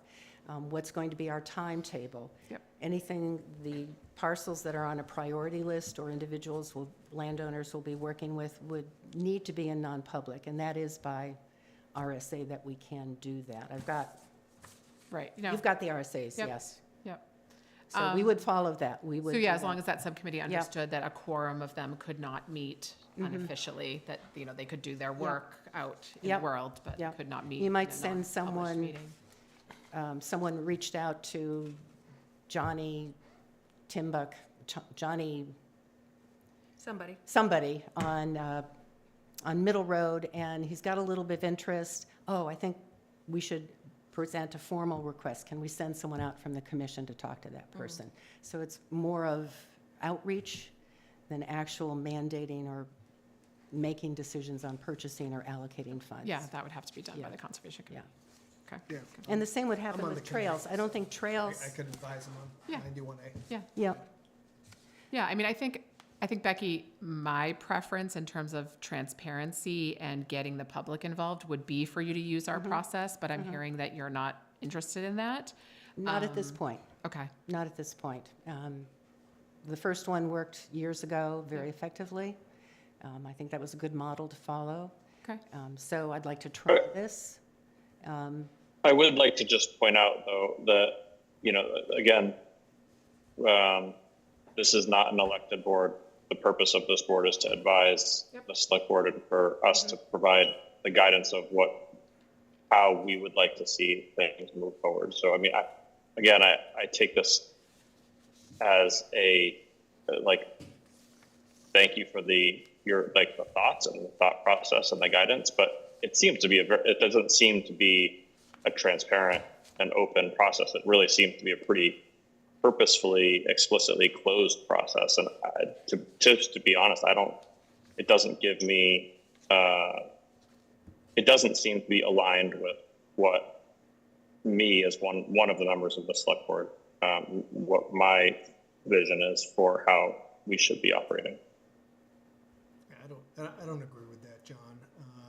I mean, this is an area that's fairly distinct in terms of specialty.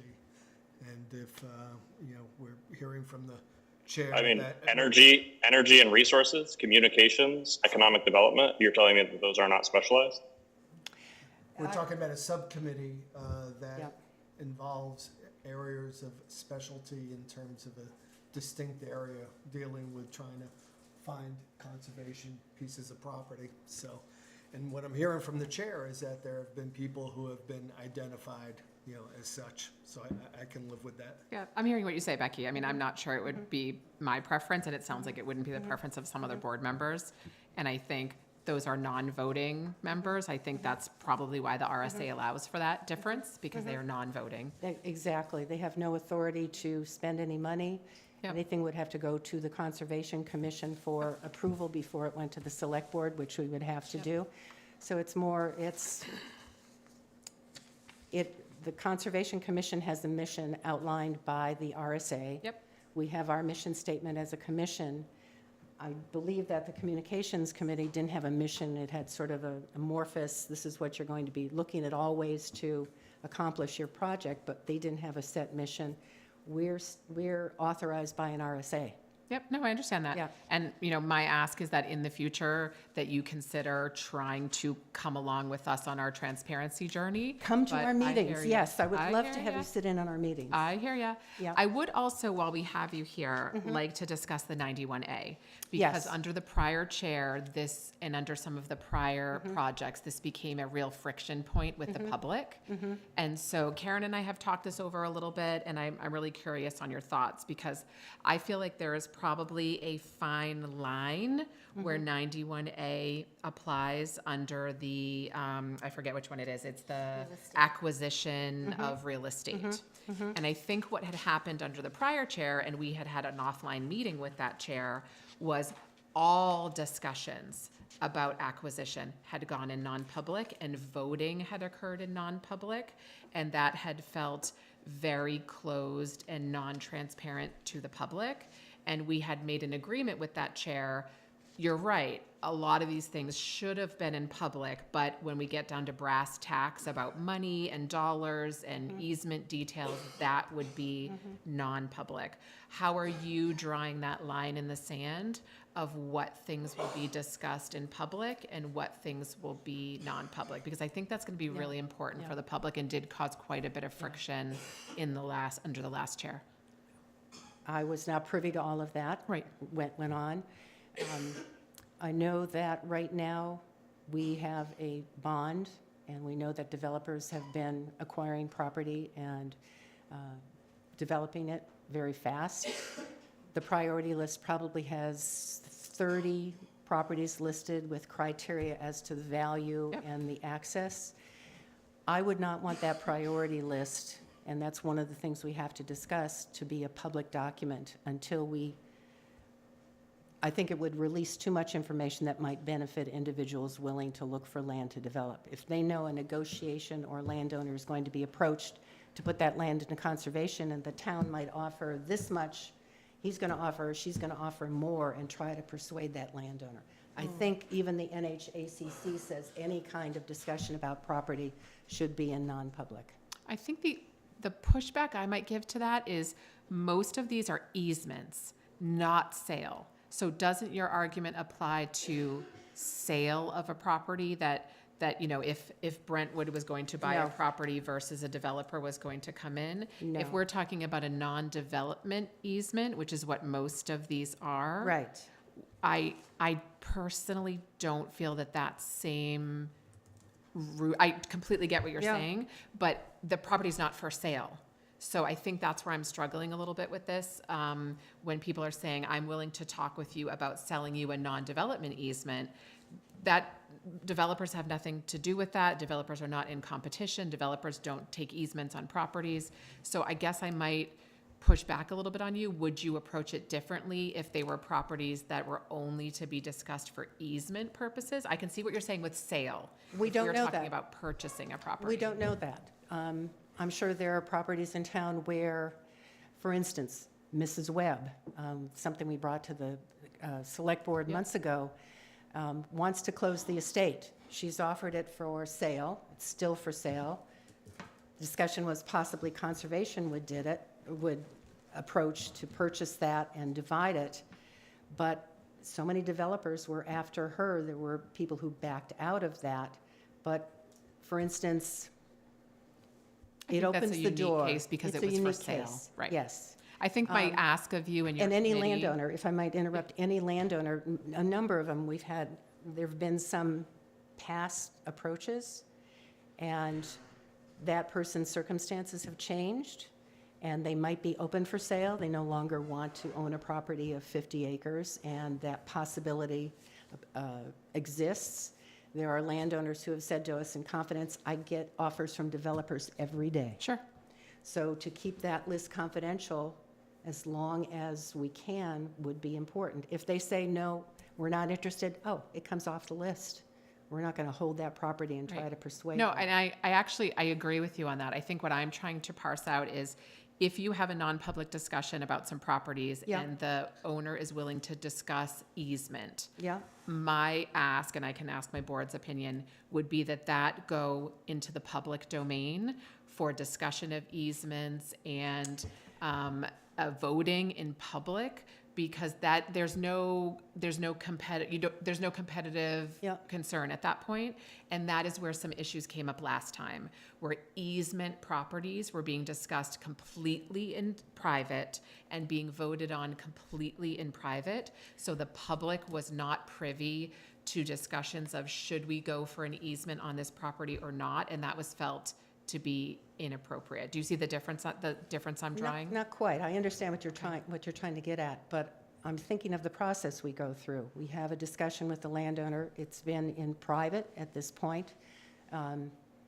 We take that discussion or any plan that's worked out to the select board. It's presented in a public session. Here's what easement or what the owner wants, and it's up to the select board to decide whether to go forward. There have been families that have backed out of an easement. We had money in the budget to do it, and they've backed out of it. So I think it's a sensitive topic.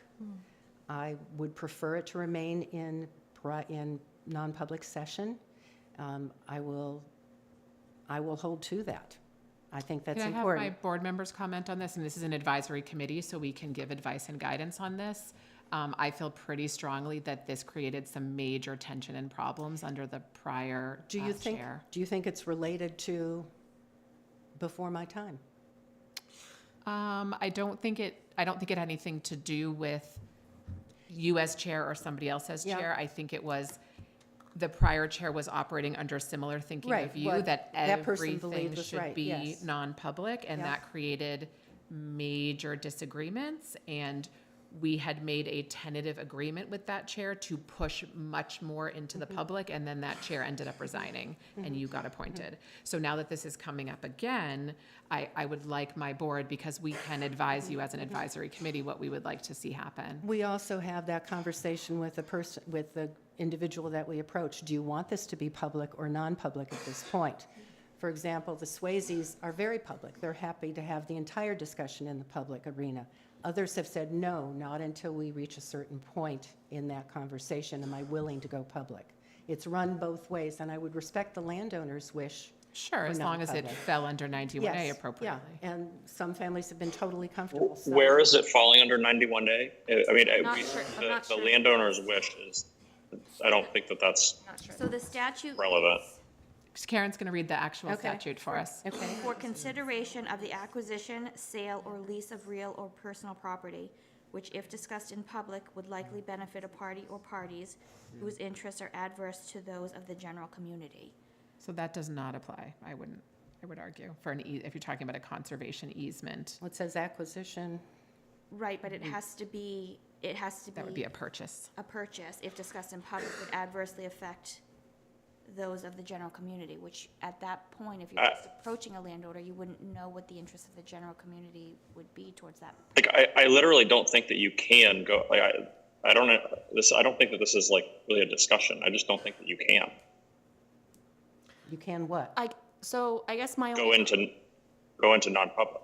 so I guess my only thought is that if there is a list, because it sounds Yep. like there is a list. And it's unclear if some of them want to sell. Right. And So it was- if you are discussing as And a it group was non-public by. the entire list, Yes, then yes. absolutely please be a non-public. But if at some point you switch to speaking about a specific property, would that be when you think it would be appropriate? Yeah, to I come don't back think into that would public? fall under 91A if homeowner A says, yes, Becky, I'm interested in discussing a conservation easement. I don't want to sell, like the Swayzes, like other properties, like the Fullers. I'm not interested in selling, but I'd like to move forward with a discussion with your committee of the pros and cons of doing an easement. I would request, and I think I'm hearing from the board, and I think the law requires that take place in public. There is no competitive disadvantage at that point because you are not competing with anybody else to put a conservation easement on that property. I would argue that point. I would first ask the owner if they want it in public or non-public. I don't think the owner's That's not relevant. law. Because this is about acquisition, sale, purchase of a property, which is not what we are I talking would want to about. discuss this more with more of an understanding what you are comfortable with and what we believe is right for conservation. So I think with this in mind, that this board seems to feel like having maybe until the property owner feels confident which direction they're going to go in with this easement, then maybe it doesn't go to the full board. Right? If you're just having those offline talks, that's like if it's you and if it's one person, the property owner, those are not. I think it even meetings. could. I think if somebody is weighing their options, I may want to sell you this property. I might want to do an easement. I think that would fall under 91A. If you are considering a purchase and you are considering coming to us and saying, we would like to purchase plot A for conservation. Right. I think as soon as it is clear from that homeowner that what they want is to talk about an easement, it no longer falls under 91A for purchase or acquisition of a property and should be in public. And that is where we ran into trouble with the Fuller property, is that was an easement from the beginning. It was all discussed in non-public. It was voted on in non-public and then announced as an after the fact in public. And the public in general was not appreciative of that lack of transparency. And I think, in my opinion and Karen's opinion, that violated the law. And that was the conversation we had with the prior chair. We have not had to have that conversation with you because it hasn't come up since then. And that Fuller went back into public, was re-voted on in public, which was what we had asked to happen. So I hope you can see the difference. And I definitely appreciate that if you are discussing potential purchase of a property and you don't want to compete with a developer, that is a very different thing, though, than an easement. And I do not believe that 91A for purchase of property would cover you, and you would be violating the law. I would like to go back and get another reading on the interpretation of 91A with counsel. Yeah, We can ask counsel Yeah, to weigh I'd- in on about it. it further. Sure, I mean, we're all trying to do the right Yeah. thing here, Becky. Yeah. I'm not trying to give you a hard no, time. I want no. maximal transparency. I want your committee to function as at the highest level that it can, and that is going to require the maximal amount of public involvement and public information with some exceptions. 91A is there for a reason, and there are exceptions, but we have to make sure, especially as an advisory committee, we have to make sure that your committee is following the law as we understand it. Hey, Becky, why don't we sit down Okay. tomorrow and look at the statute together? And Okay. maybe we Okay. can, The full statute, yeah. look at the 91A Yeah. and. Clearly, we yeah, can, I think that'd be great. Talk about the distinctions. Yeah. And I think that would I think be- it's important that for would be, everyone.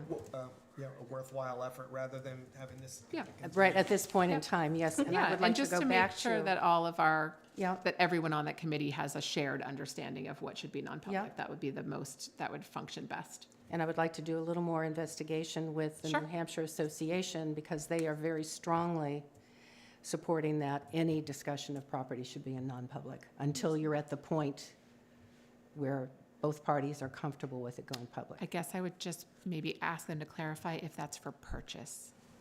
I don't think it is, Okay, by what then I've we need to read, get by that what I've read. clarified so we Yep. all can come to agreement. Okay. Okay. Actually, I have it here, but I'd have to read it. I don't want to read it out loud. It says, What is that? Becky, What do you- I think. We can close, I mean, we can close the topic for now. I think we all want the same thing, Yep. Becky. We want to follow the law, What do you and we think? want to try to conserve as many properties as possible, and we want the maximal amount of Okay. transparency. So we just need to get to a shared understanding of what that is. okay, so We that's. welcome you to come back to our That's next a meeting. discussion to talk about transparency in the process, but we're still going to go forward with open space. Yes, yeah, these Okay. are two separate Okay. topics that were both addressed Okay. in your letter. Okay. I think open space work group is great. We actually had talked about this Yep. over the past year or two, Yep. that might be an option for Yep. you folks. I think that is a great idea, and if it helps your main committee get their work done faster and more efficiently, I don't think there's anybody on this board who's going to disagree with that. So Paul, I will meet with you tomorrow. You just suggest a time? I'm gonna be at the meeting tomorrow. Oh, before the meeting.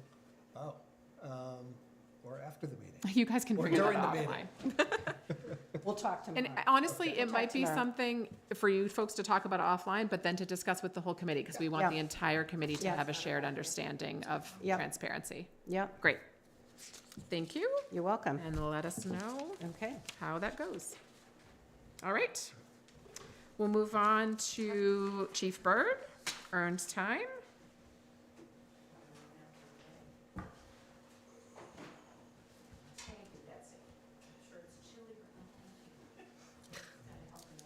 Come on up.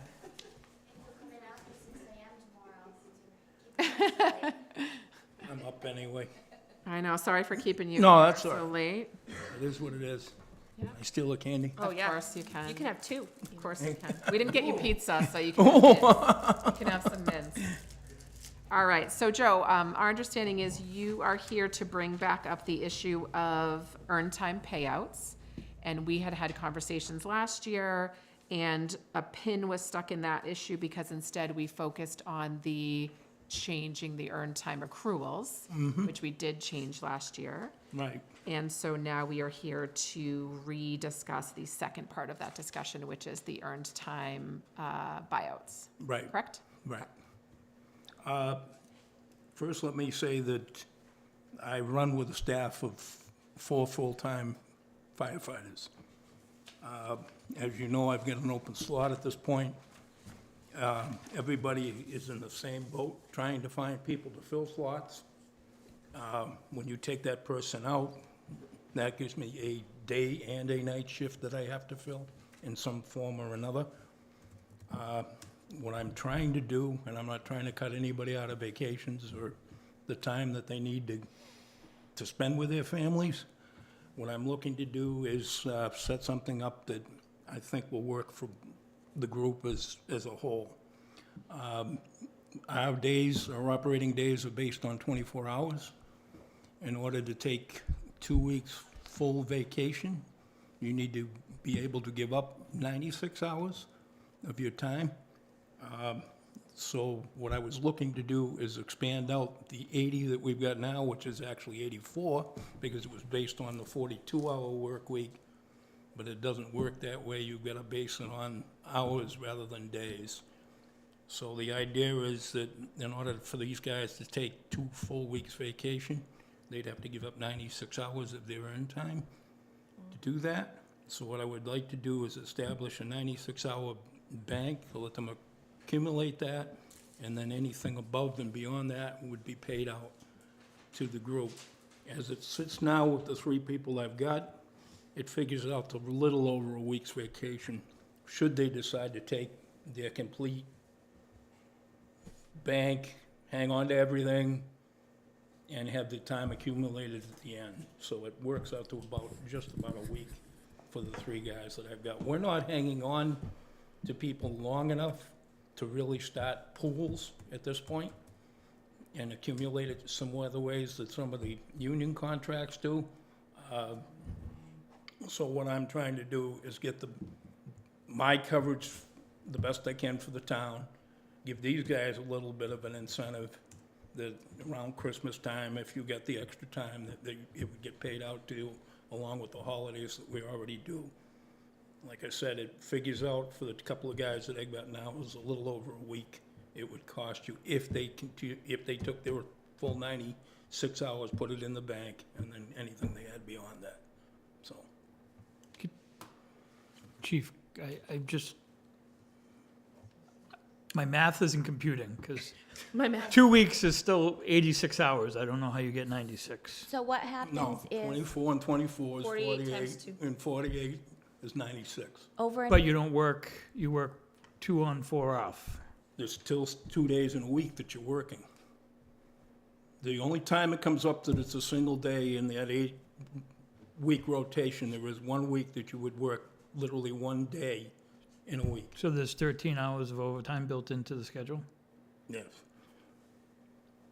so over 8 weeks, they're working 48 hours, 36 hours, 48 hours, 36 hours. So over that 8-week rotation, it works out to be 42 hours per pay period. Right. So that's what we pay them on an average. What we had decided, because I could not wrap my head around that at all. Joe and I met like 7 times, and I still couldn't do remember, it. yes. And then we ended up meeting with Chief DeAngelis in Epping to say, so that he could show, and he brought in all of his schedules and his maps and his drawings, the same as Joe had, so that we could compare them. And what firefighters are generally doing is they're putting in for earned time for hours off. So if they're taking off 2 shifts, they're putting in for 24 hours per shift. So that way, if they take off 2 full weeks, they're getting charged. If you, and I'm not trying to muddy the water, but if you were trying to do it the way she is, you take the 2 days and you put the 2 days together, that's 48. You're paying them for 42, who's making the other 6 up? Because it screws up the rotation. No, I just wasn't under the impression that there was 13 hours of overtime built into the Yeah, firefighter schedule. there is. So, It's built in, it's not paid out as overtime. They're paid straight 42 hours. So they're not, under the federal regulations, you can do that with firefighters. You can So- actually go to 56, I believe it is. Yes, so firefighters are different where they don't have a pay period, like highway town office and police are on a pay period that runs Sunday through Saturday. The firefighters are on a work period, so their work period runs 8 weeks, so that over their 8-week period, they're paid an average of 42 hours per pay period, so per week, Right. and it's based off of their So why gross number isn't of hours. vacation done the same way? And just said, oh, if you're taking 2 weeks of vacation, it's 42 and 42. Why do we muddy the Because waters? then it screws up the rotation. You're actually, Oh, because you're not actually working the hours. I getcha. And then if Because you you're using leave- that. We actually, when you calculate it all out, if they work every day they're supposed to work, we end up working 104 above and beyond the 40 that everybody else works. No, I in getcha. in a year. So if you start doing it based on that 42-hour work week, that 104 gets lost Sure. in the translation. Do we have to do it by hours? That's the way the system's based. The accrual's based off of hours. Yeah, it's all based off of hours. But it's based off of hours, and it's all weird to basically get to the point of if they want to take 2 weeks off, they have enough to get there. But their accrual was based to support that. Right. So when we built the accruals, the firefighters have a Right. slightly Adjusted higher it. accrual. Yep. You to accommodate adjusted the them accrual up to losing make the 24 difference hours up. Yeah, we did. Versus So- our 8. So let me ask this clarifying question.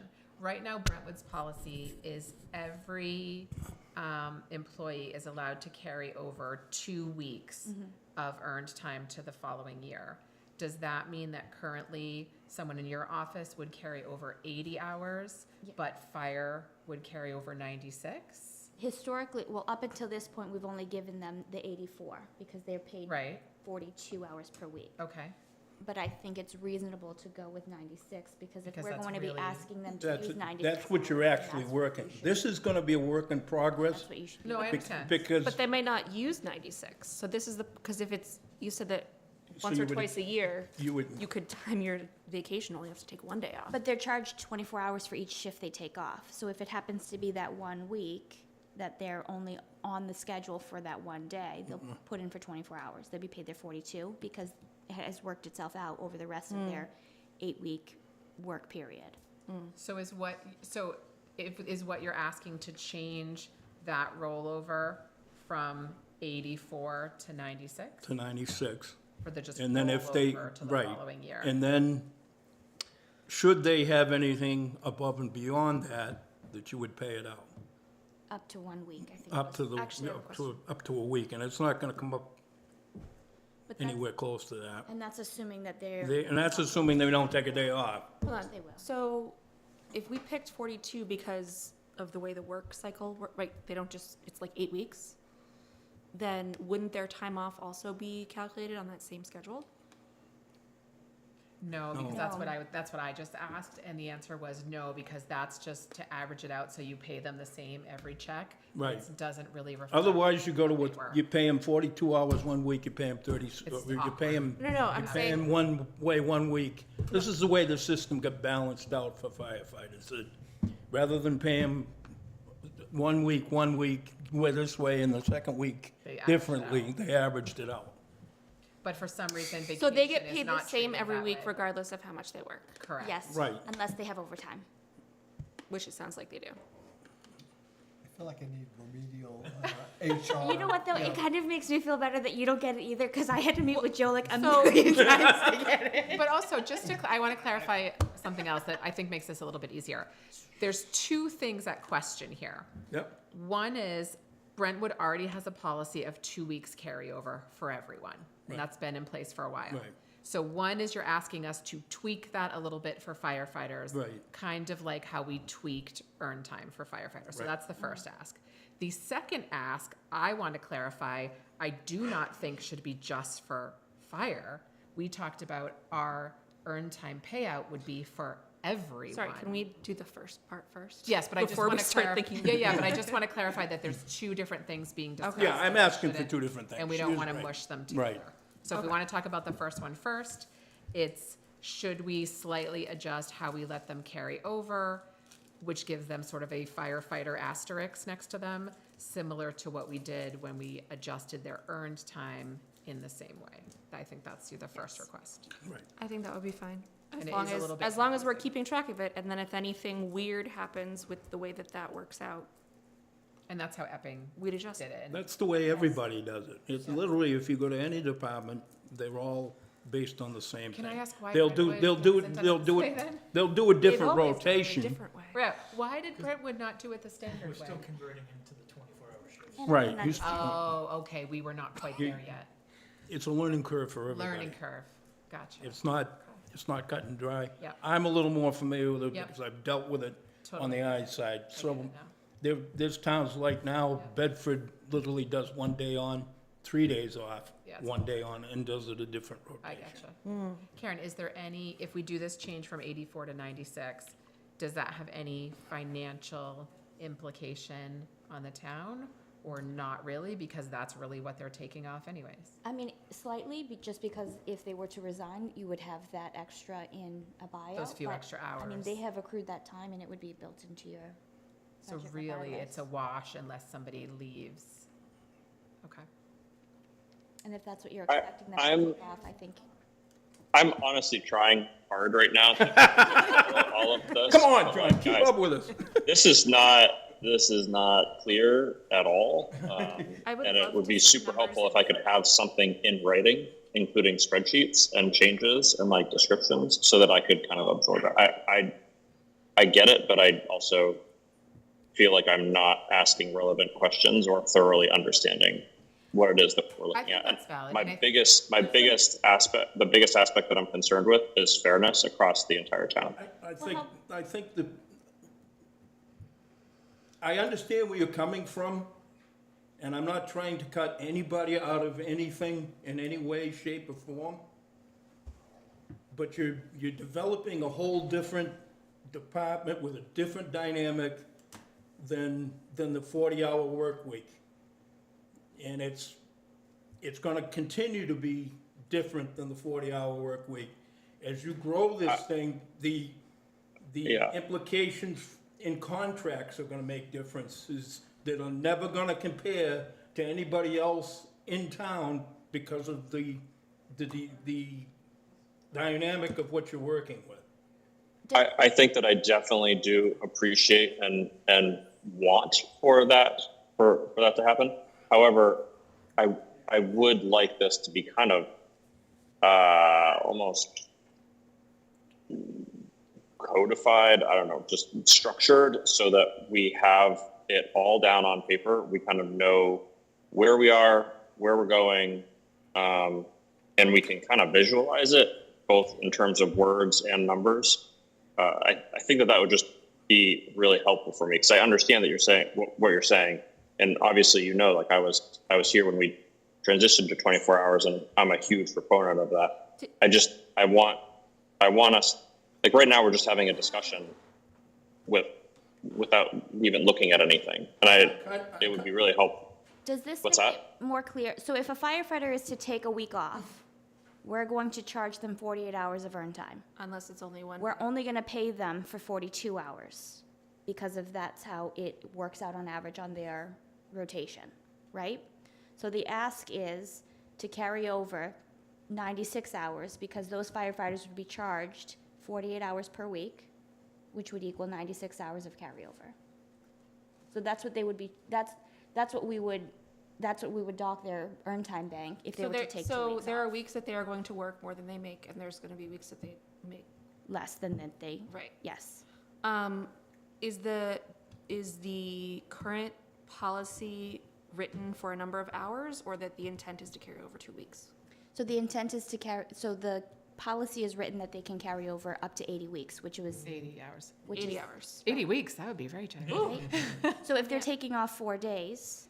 So we would have to modify the policy to say, Well, I'm wondering if we with should the just- exception of fire, where 2 weeks is 96. Or do we modify the policy to say that the intent is to carry over 2 weeks, whatever that might be for the position that's held? Yeah, technically, I hear your point. Technically, the current policy, if you just change it from 80 hours to 2 weeks, then we don't even need to make this have this discussion because 2 weeks is. Then who I'm have open to 96 hours. suggestions and however 'cause you that wanna way, if do you it, do- just so long as you understand that Right. the fire end of it's 96 and not 80. I get it. But that way, because you said that some places do a 1-3, like, because we are once again writing we it wouldn't for have to correct it. specifically what we are doing here. If, for whatever reason, We change the rotation. this office, like, right, because it's Yeah. supposed to apply to everybody. If you change to a different schedule, you'd have to come back to us and say, it's not 96 hours, it's something hours. It still works out. If the you same put it thing. as Whether 2 you go, weeks. whether you go 1-3 or you go. Oh, it's always 96? Yeah, there's a schedule goes 1-3, there's a schedule goes 1 on, 1 off, 1 on, 5 off. And it's all And 96? it still comes up to 42 and it still comes up to 96. Okay, so either That's way. where I'm getting lost, I'm sorry. So- Maybe, I just So don't seem to understand how the- you the- get from 42 and, and It's 84 because it's to completely 96. different than the way all other departments How work. many, the federal government's allowed, instead of having to pay overtime after 42 a week, that the fire department is based on an 8-week schedule. Right. So in the 8 weeks, they average 43 hours. 1 week they may work 96, 1 week they may work But you don't have 24. to pay them Right. overtime. But you don't have to pay them overtime in that 96-hour so over week. those 8 weeks, they worked 336 hours? Or whatever. I haven't sat Yeah, down and figured Is that 42 times 8? Is that right? 8 weeks, 42? So I just don't No, you gave understand it how you 48. get from that average to average. then to, to 96.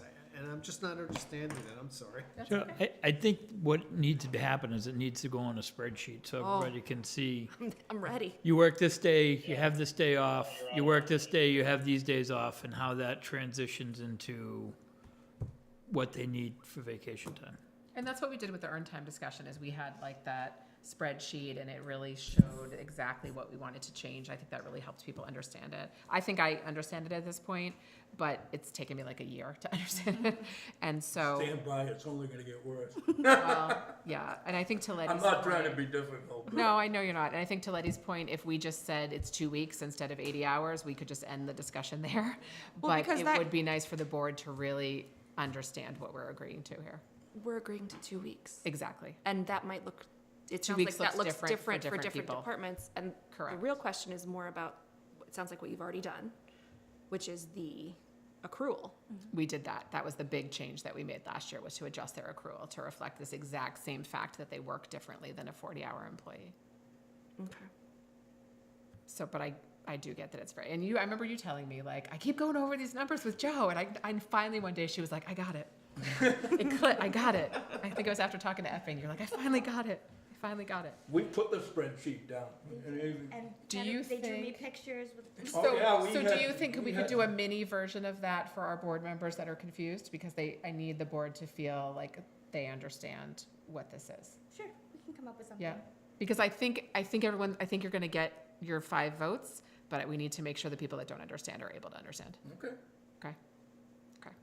But I think what I'm hearing is equity should be equity, 2 weeks should be 2 weeks. So if your 2 weeks doesn't look like my 2 weeks, we both should get 2 weeks.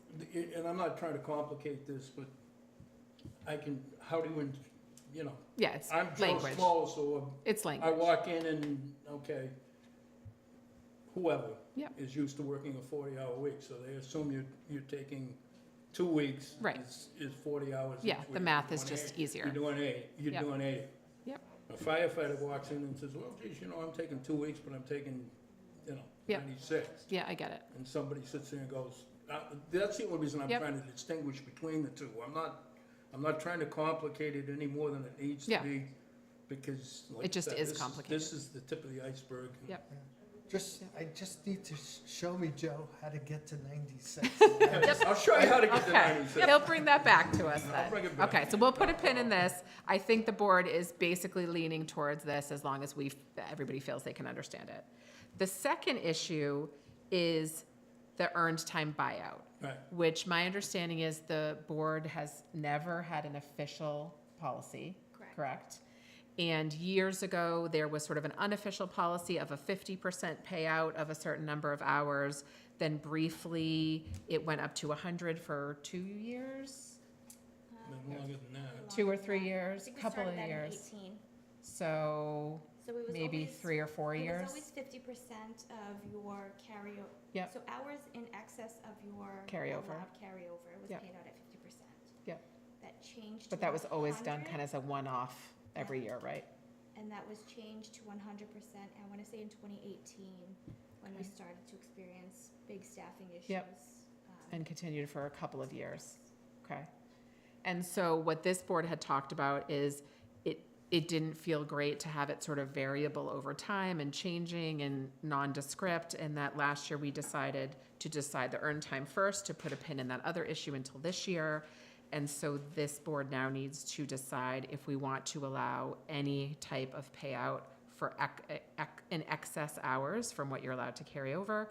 And if so, do we pay that out at 50%, 100%? What do we cap it at?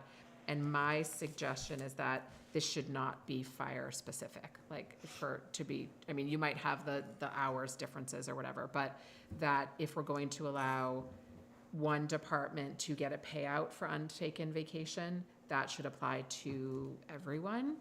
I think that had been the basic vibe of the board over the past 2 years, that it should be a universal policy.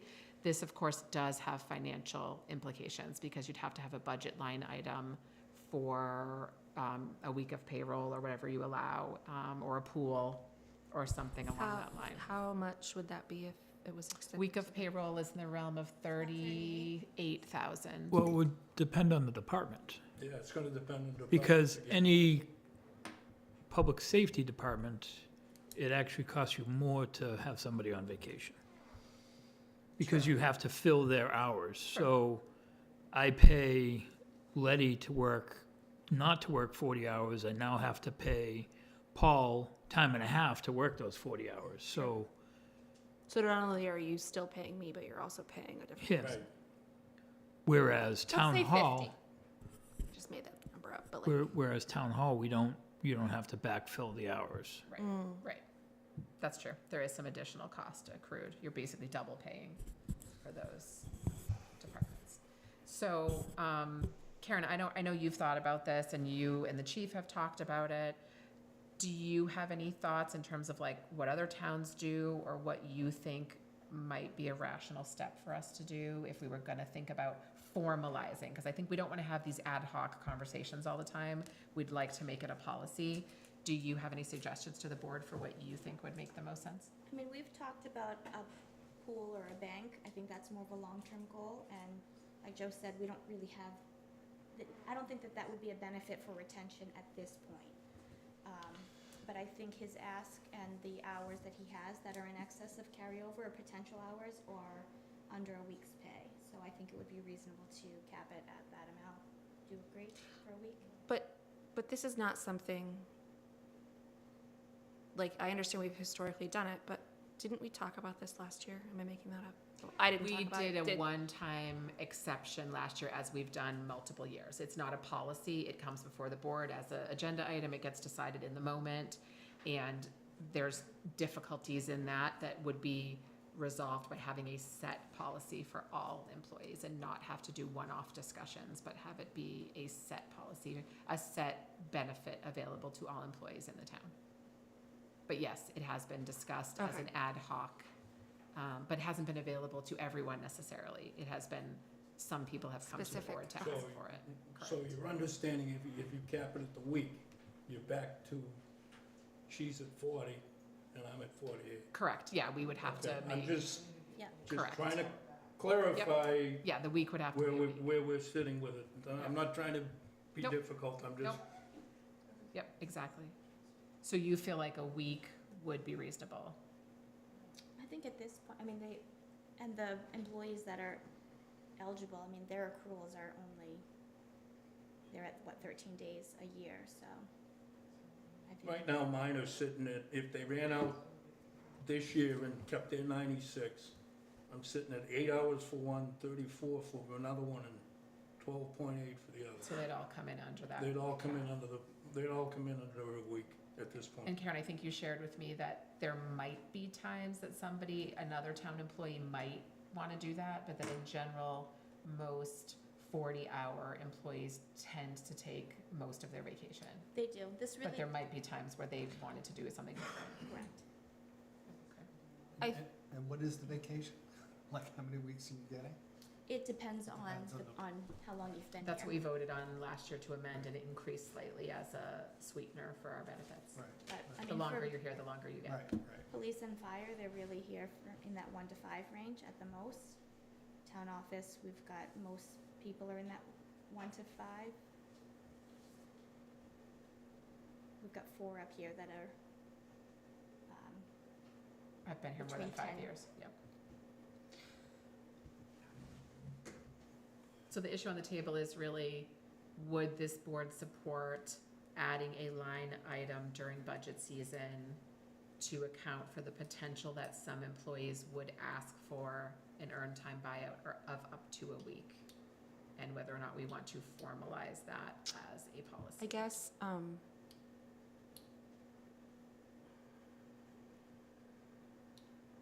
for next budget season, you mean? Or for this year? It would be, the policy would probably be for next budget season, because you would have to have a line item added to the budget. I would think if we wanted to apply it to this year, we could, as long as there was wiggle room in our budget that would cover that expense. But we're not If we gonna know didn't. that. Well, we could set a date. I can that tell we you, would it's built decide. in mine. In general, we have enough Joe room in pays our for budget to pay for it. No, Joe plans ahead, it's in there. We'd have to set a date, November 1st, December 1st, where we had a pretty good sense of what our budget spend was to make sure that we could. I'm confused about why we're doing this again. If we talked about it last year and there was no formal policy change, there's no policy that says we need to do this, then why wouldn't we wait until next year when there's a policy and we can budget for it? well, I think the ask this year is because we know that we're going into, right? Like, we know that we're short-staffed here. We don't have anyone that is able to fill that position now, so this is how we're gonna be running. Have we, I'm gonna say this, and I actually know the answer. Have we looked into whether or not our job posting is appropriate, given that we're not getting any hits? I understand that there's a ton of openings in the state, but like, are we competitive? Could we be more competitive? We could always be more competitive, but our wage is competitive and it is in line with, Because we've done some But that doesn't adjustments mean over that the it's past couple enough. years. Like, if nobody's taking the job, it's, I can tell you for mine that it's in the ballpark. It's not in the middle, it's not at the bottom, but it's definitely not up around some of them. And I know you can't compete with Portsmouth, and I know you can't compete with some of the others. Sure. But every time these guys renegotiate a contract, they are putting serious increases into their wages because they're going out 3 years on it. And when I came in with the wage study I came in with, that was just before 3 other towns went out and did their union increases.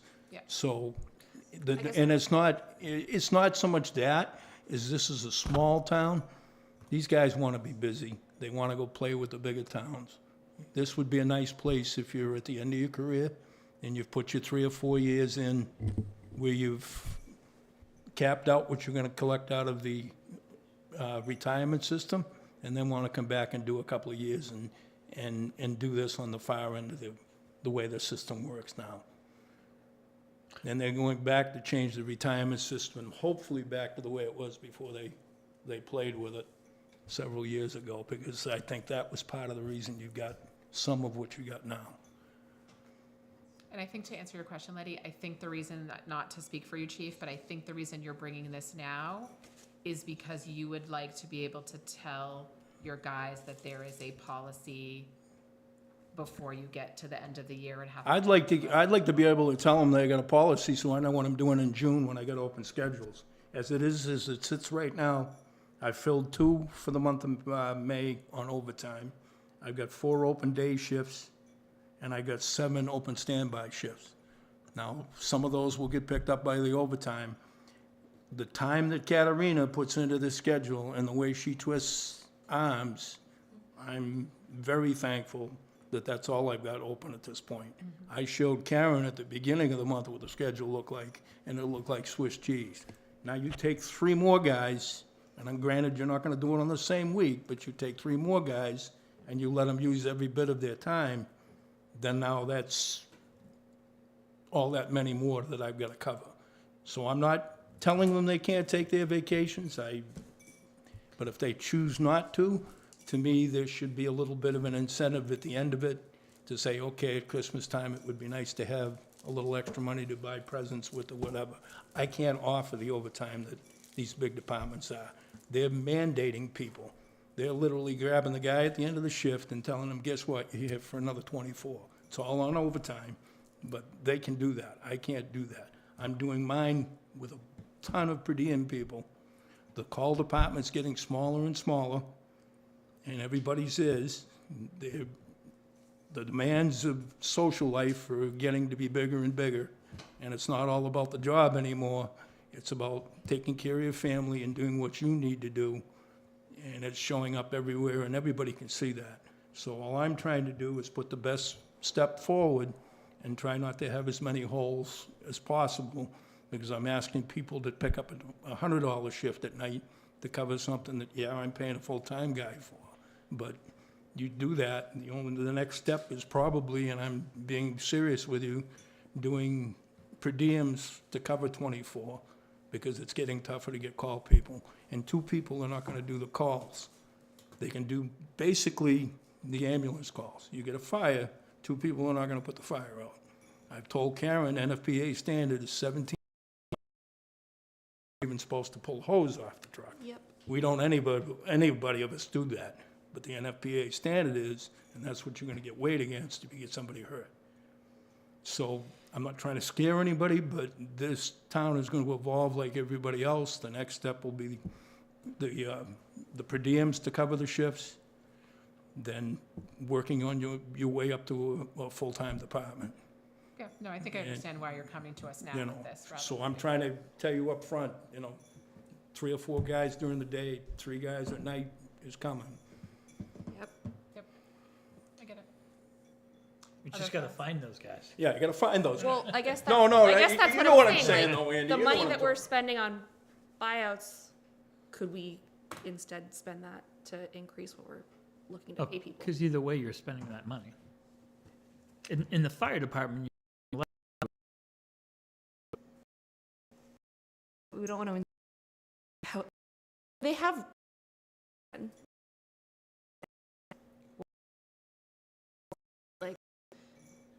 Totally agree. So These guys buyout would- is a nice, safe option that is there if you need it.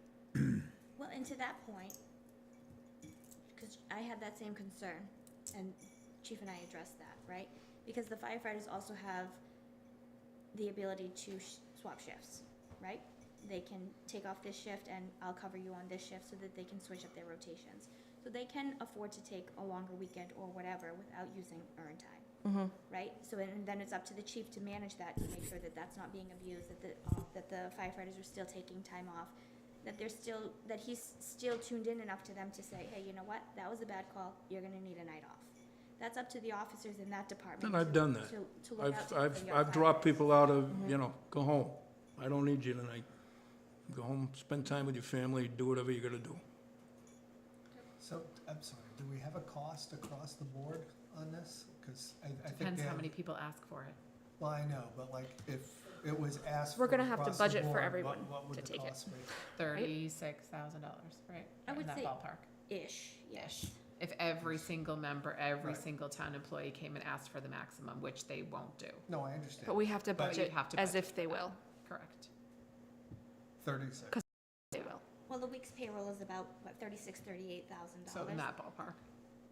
So when we go to build the budget, we'd have to add a line for that, which is a relatively small amount, compared to our whole budget.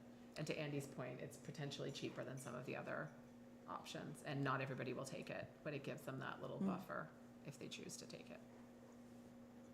Okay. If that's what it costs, I'm in favor. Great, Okay. that's a motion. Second. That sounded like a motion to me for a week. Well, hold on. Were Is we the motion needing to a put it in the motion? budget next year, or the motion is to let it happen this year and then put it in the budget next year? I think the motion is to let it happen this year, and then we'll create a policy effective for next year. Please. Well, I think the policy would have to be effective this year. Yeah, No, we I just- think And we're then- making an exception this Yeah. year. I think. No. Policy would be Can you effective next year. draft something and then present it so we can vote on it? I mean, I thought you just made a motion. But You well, did. I She's like, Paul, come on, work with me here. But I think for this year, the I'm getting punchy. department heads can find the money in their budgets. Yes, almost certainly.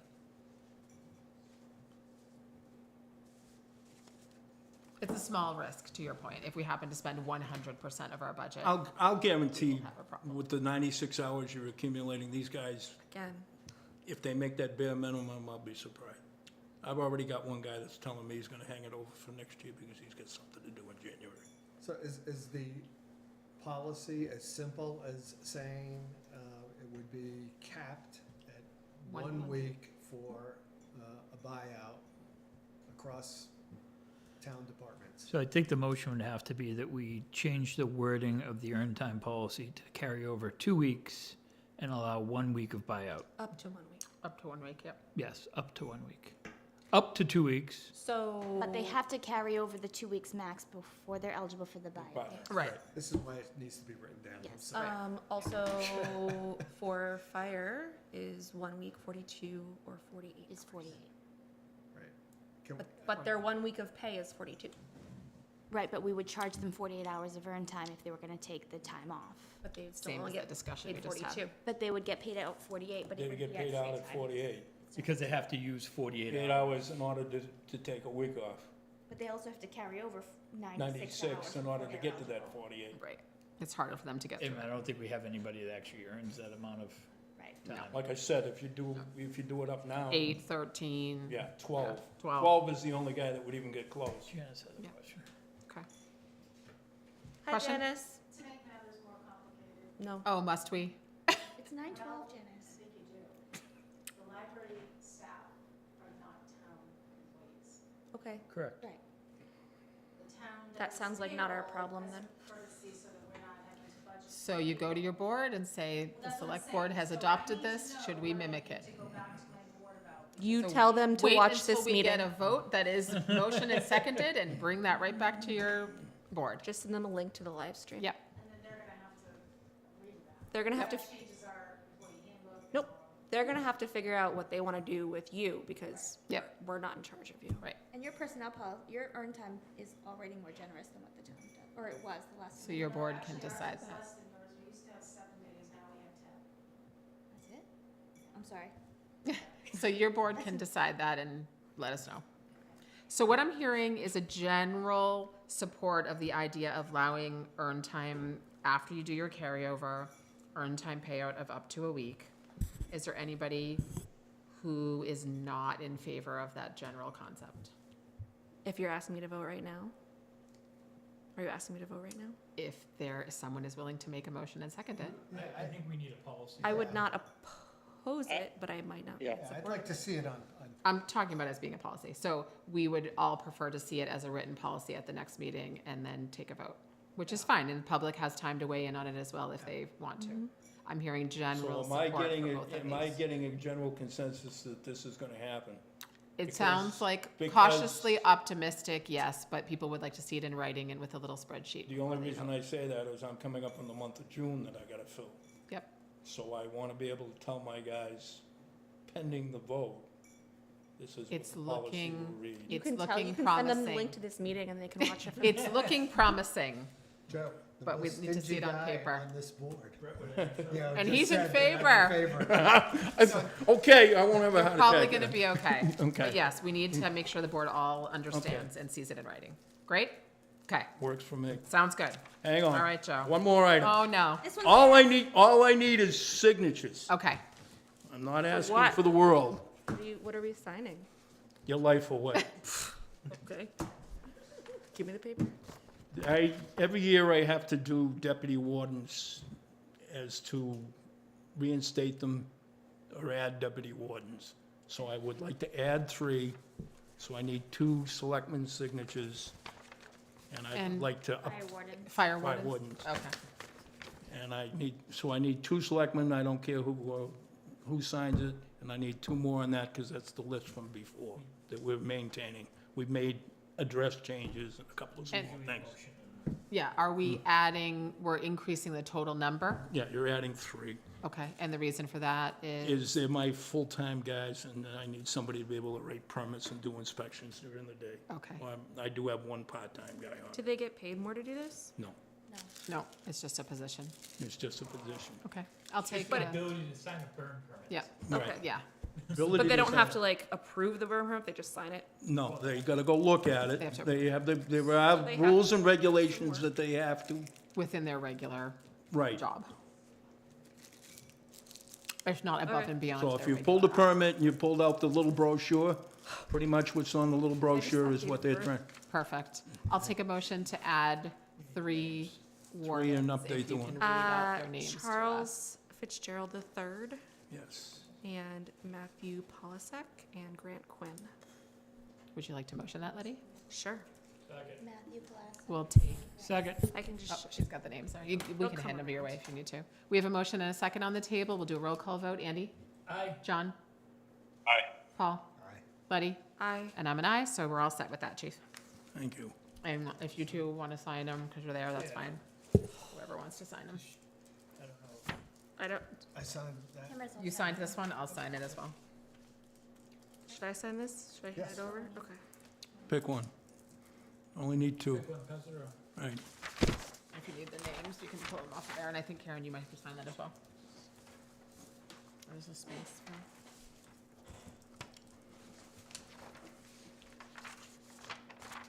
This date of birth. Do you want to teach me how to do that? I used to work at a bank, that's why. Yeah, I know, but you want to teach me how to I spent do? my whole entire day and it took too long. I need, What do with those stupid bonds? I need a sick note. You want to teach me how to? All right, we all set? Those are signed, this one's Sure. signed. We're good? Clement is a hard, long name. When you're signing 75 things for Andrew the or old lady. Tim. I just said that earlier. I need a short name. Right? I need a nickname for signing purposes. All right, chief, are you done with us? As soon as I you get am those done papers as long back? as I get my Okay. paperwork back. We're signing them. We're this one's signed. Yes. We're all good. All right. It is the early hour of 9:20. Good night, Jen. Good night. We are going to move on to regular business and committee updates, but we'll start with Karen. Yes, please. Karen has a couple of documents for us. I have a land use change warrant and bill for Yep, 32 you're welcome, Shannon Way. It's for $20,000. It's land coming out of current use to be developed into a single-family home. Okay, and this is the standard fee, right? I'm sorry? This is just the standard cost, right? Yes, it's 20, it's 10% of the market value at this time. Okay. And this is 32 Shannon Way. 32 Shannon Way. I'll take a motion to sign the land use change tax collector's warrant for 32 Shannon Way. Moved. Second. We'll do roll call. Annie? Aye. John? Aye. Paul? Aye. Letty? Aye. And I'm an aye. Oh, there's 2 spots to sign. Yes. Okay. I have an abatement request for 129 Route 27. It is the trailer that is located at New England Dragway. Yep. The fire department did a controlled burn on that property just after April 1st. They did have a small taxing on the property, $534, so we're requesting that to be waived and the taxes to be removed off of that property, As that structure is no longer as standing. that structure is no longer there. And I did confirm with Chief that it was all cleaned and removed. They would still be taxed on the land though, right? Well, the land has always been taxable because that's part of New England Dragway. So it's just the It's just the building building. that's coming off. So we're just abating that out. Has that already been updated on their property card? Not on the one online, but on the tax program, yes. So they will not receive a July 2024 bill. Okay, it is on the one, the Patriot Properties one it says building value 0. Oh, I want to make sure that we're abating correctly. but this is are you looking at 203-030-002? So maybe it did get updated when because I I did don't my know. merge today. I just want to make sure. But yes. But yes, that should be 0. So we're good? Mm-hmm. I'll take a motion to sign this abatement, Moved. Second. and we'll take a roll call. Andy? Aye. John? Aye. Paul? That is 2 places, yes. That Paul, was the- abatement, yes. Letty? Yes. And I'm an aye, so we will approve that abatement for 129 Route 27. And then we have a large event permit. This is for 250 South Road. It is a horse rescue farm, and they are running a learn to sharpen your own chain. No. It's an open house and a barbecue cook-off. So police, fire, building, and emergency management have already reviewed the plans and the insurance, and they're comfortable with signing off. So I just need one of you to initial their permit. And do they need any police detail or anything? No. Nope. It just needs to be signed off by all those departments? Yes, Okay. I'll Well, take, part of the sign-off would be determination whether whether they they need need it. it. a detail. Correct, which it sounds like was no. Is this just a one-day event? Yes. Yeah, open house on June 1st from 8 until 4, it looks like. Moved. Is there a second? Second. All in favor, Andy? Aye. John? I think that was a yes. Paul? Aye. Letty? Aye. And I'm an aye, and I think I can just initial right here. Yes, please. Okay. I have your July 1 tax warrant, $8,844,578. Take a motion to sign the tax warrant, Moved. Second. Tax bills will be due July 1st. July 1st. Roll call vote, Andy? Aye. John? Aye. Paul? Aye. Letty? Aye. And I'm an aye, so we will sign that.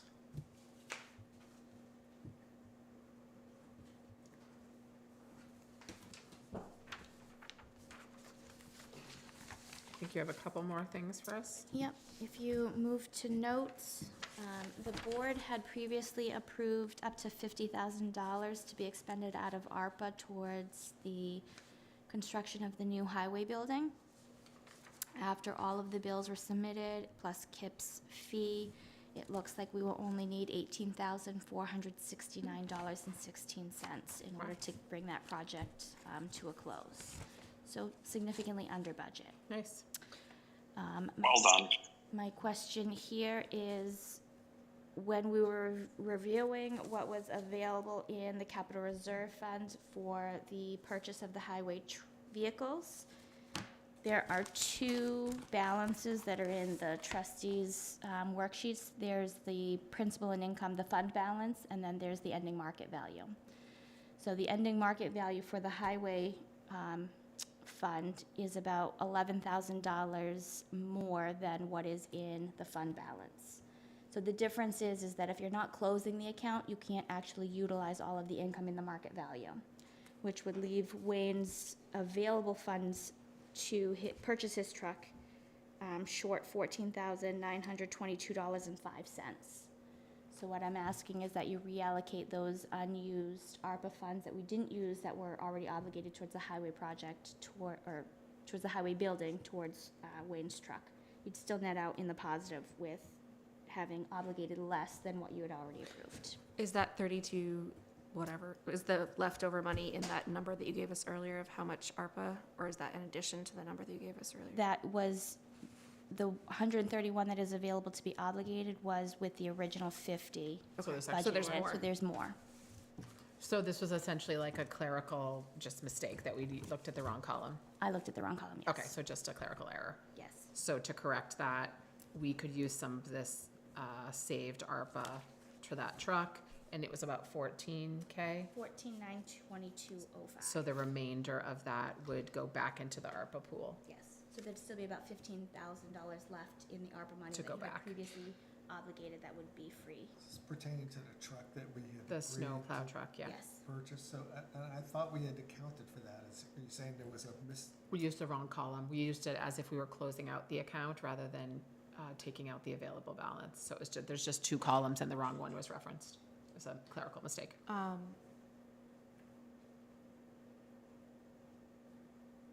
I would rather it come out of his budget. At least until we have a conversation about what we want to do with the rest of the ARPA money. Personally. Karen's making a face. I know Well, I Karen's haven't making had a that face. discussion with Wayne yet, so I wouldn't want to take it out of his budget without having talked to him. And it's like a thing. You don't just spend other people's money. Well, it's our money. It's actually our money. Does he think do you think he'll have room in his budget? Like, should we, I mean, you could make a motion to bring it back to Wayne and make sure he feels like he's got the room in his budget. Because this is a non-budgeted item that we would be asking Yep, him but like, to pay for. I- He usually has room in his budget. I feel like, yes, he usually has room in his budget. Also, this whole thing has been like not according to any sort of plan. Yeah. And we had just had a conversation about waiting on the police car. Like, I think we should just wait. That's just me. I mean, do you want to make a motion to not Well, do? If I'm the only this? one that wants to, if I'm the only one that feels that way, then no. How do other board members feel? Do we know what's left in the snow budget? Because A we didn't have snow. $1 gazillion dollars. Well, It's still, only May, we would still so need we it. don't know. for this winter, right, because we don't know what we're gonna do. I mean, some years it Right. starts snowing in October.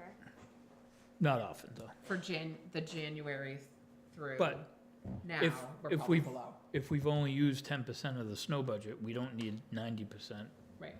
for non-snowy months. Do we know that? Do we have a sense? I can pull his budget to see where he's at. I think that's a discussion for another night because he should be looped in on that. So I'll talk to Wayne and then we'll put him on the agenda for the 20th. Because to your point, Letty, that would give us 32,000 back into ARPA that we could use. for Which would then be some of the other 160. Yep. Yep. Which is not to say that we might not still decide to spend it that way. I feel like, It should be part of the discussion. No, that's a I reasonable get it. discussion, Especially especially to be- Andy's point. Definitely part of the discussion. Yeah. Yeah. To Andy's point that we almost certainly have a 14K savings in our snow budget from January through May, I would imagine. But we would want to clarify that Wayne feels comfortable with that. and I know that, yeah. Okay. Like, isn't there still a position unfilled over there as well? Like, Did we fill the open position? Yeah, with Micah. Oh, right. It was open for a while, yes. could you actually send me an updated, Budget. whatever the expenditure thing is? Yeah. Okay, so we'll stick a pin in that one for now. Is that going to cause any problems for the timing? No, okay. Okay. Next. Kurt Russo, who lives on Prescott Road, he is a town resident, is requesting a waiver of the BRC rental fee. His mother is Linda Rousseau, and they're hosting her 90th birthday party on Saturday, June 1st, and they are requesting a waiver to the rental. It was, Presumably because of Linda being a well-loved and long-time volunteer resident of the I town. believe that is what his intention is. I would assume so. it was also kind of opened up for anybody in town to attend. Yeah, it was in the Gotcha. newsletter, right? It was in the newsletter Okay. and They it, put it in the newsletter, yes. Gotcha. So, motion. Second. We'll take a roll call vote. Andy? Aye. John? Aye. Paul? Aye. Letty? Aye. And I'm fine with that as well, so we will allow that waiver. and the last thing is just to clean up some, on September 18th, 2018, the select board voted to accept credit cards. I need you to make that motion again to reaffirm that you will accept credit cards, and you will continue to do that until rescinded.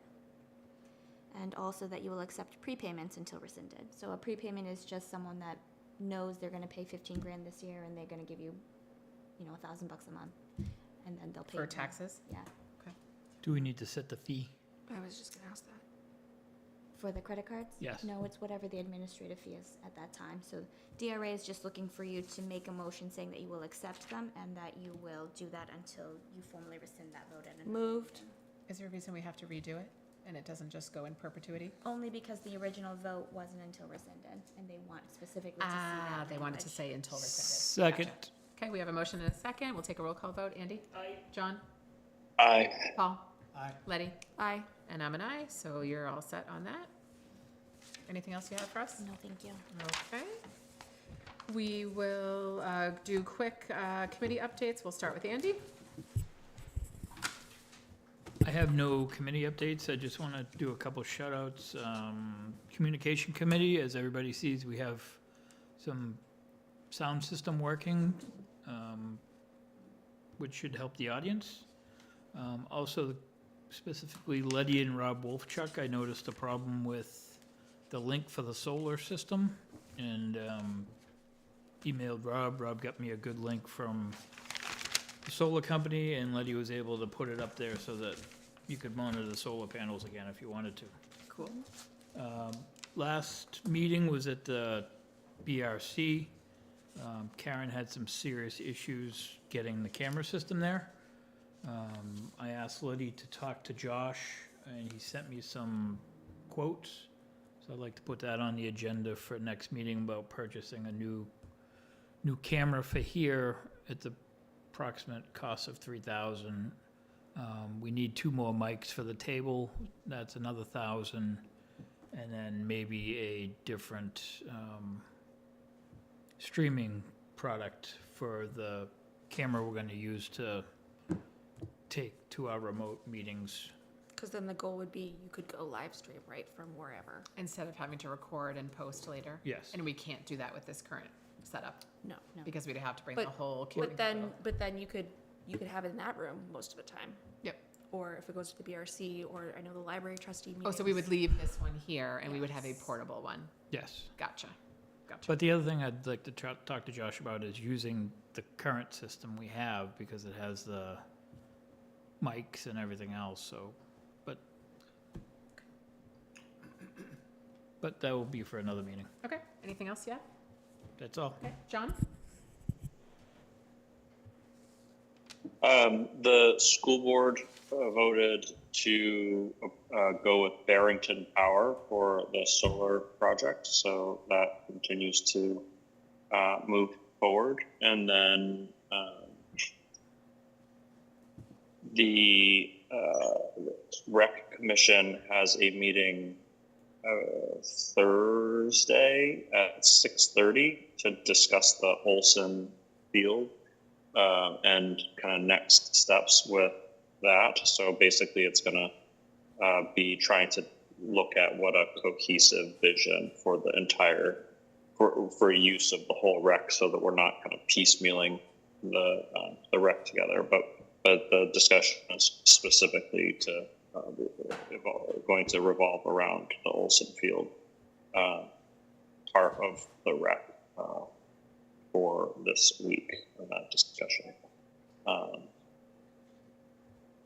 And that is going to be held, I believe, in that room this week. I think that's all that I have. Sean, do you we did feel comfortable addressing the question from Becky about clearing out some of the brush and trees at the rec? Yeah, I mean, sure. I don't have a prepared response to that. Is Becky still in the room? No, I don't see her. I don't think so. No.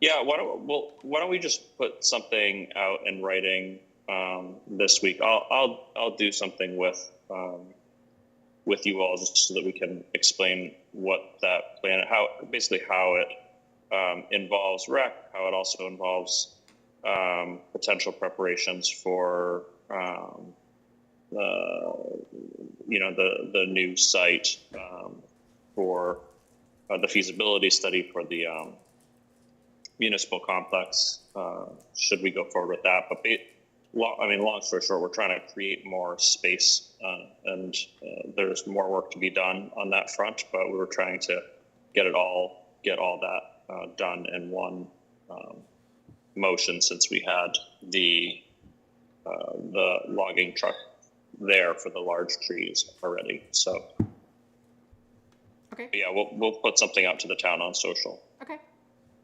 Sounds good. Anything else for you? No. Okay. So. Paul? Conservation, I think we've talked that one to death. So, committees tomorrow. Great. Sounds good. Letty? Next week is the Municipal Building Committee meeting, so that hasn't happened yet. Communications is meeting this Thursday. There were a couple things that we wanted to get direction on. It's perfect you're talking about direction.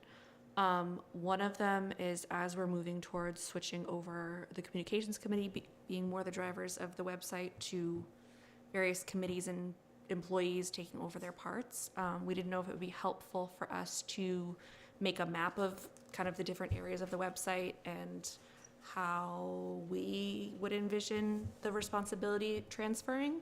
That would then come to this board, and then this board would decide if they agree or disagree. I'm trying to think if there's anything. I think that sounds like a great starting place, because you guys know it intimately in terms of which sections might be best aligned with which people. Yes, because one of the things that we've come to realize with this new site is that people have kind of gotten away from the idea that the individual committees are responsible for their own postings and their own content and everything else, because the previous site was a little clunky to work with. So the expectation now is that, planning board is posting their own meetings and posting their own minutes and everything else, and that those would all be kind of responsibilities of those individual departments. And the other thing that we had talked about earlier that we'll bring up again is that I think we're going to try to schedule in the beginning of June, Karen, that like new committee member and chair kind of onboarding process, to get everyone up to speed on the new website. And then speaking about speed, the town really needs better internet. I know this has come up before. There was a meeting that we had a couple weeks ago. I don't remember which meeting it was at, but the live stream was pretty much unusable just because there wasn't enough bandwidth for whatever reason. I guess you said, Karen, you've looked into it a little bit. It might not actually cost more if we switch over. Comcast will cost slightly more. Josh has gotten me prices to move to Fidium, and he gave me a contact name and number so I can reach out to them.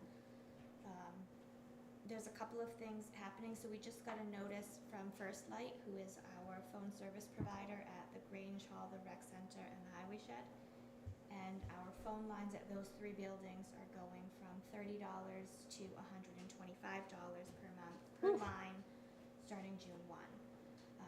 So I reached out to Tidal Communications, and she passed me off to Comcast because it'll be cheaper just to redo everything with Comcast. So I'm pricing out moving the phone lines over to Comcast at those 3 locations, or whether it would be better just to switch everything to Fidium and add the phone lines to Verizon at those 3 locations. And in conjunction with that, we're looking at the speeds at this building to see if we can do all of those projects all at once and prior to June 1.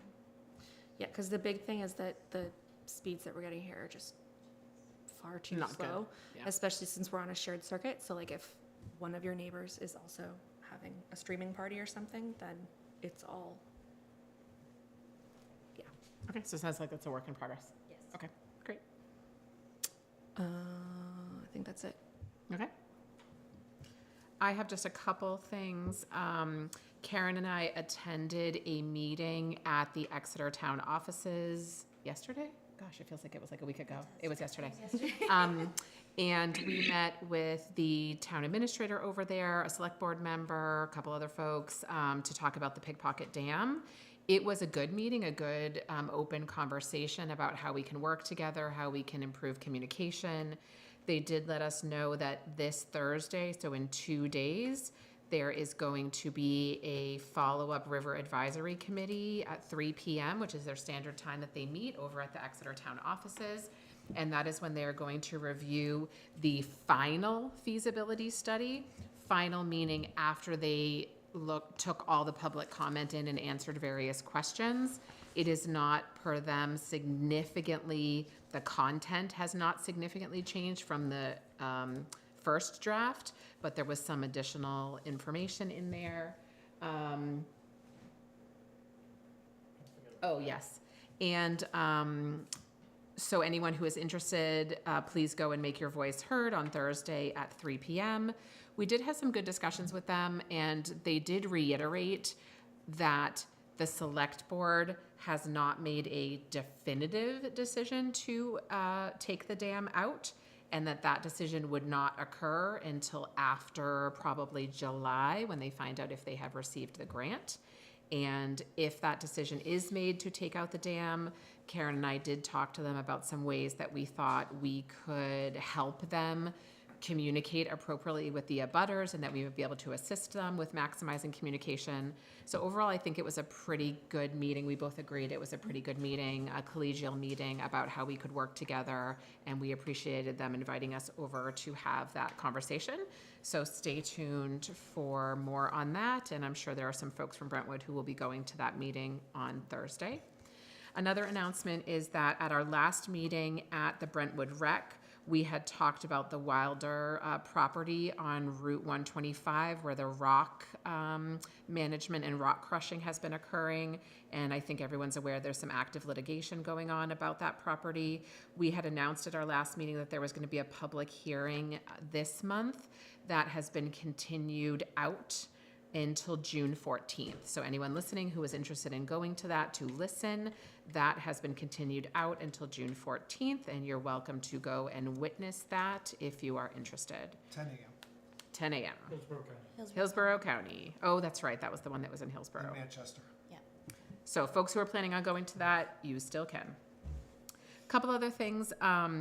We also talked about at our last meeting that we were going to draft a letter to the DOT about the South Road. Did that successfully occur? Yes. Yes, perfect, good. And that was supporting the intermediate option of adding turn lanes to Yes. Route 125. We requested adding turn lanes, widening the shoulders, removing the passing zone just north of South Road, and then for them to further study the efficacy of all of those measures, and then potentially study the installation of a roundabout. In the future. In the future. Great, wonderful. So that is moving forward.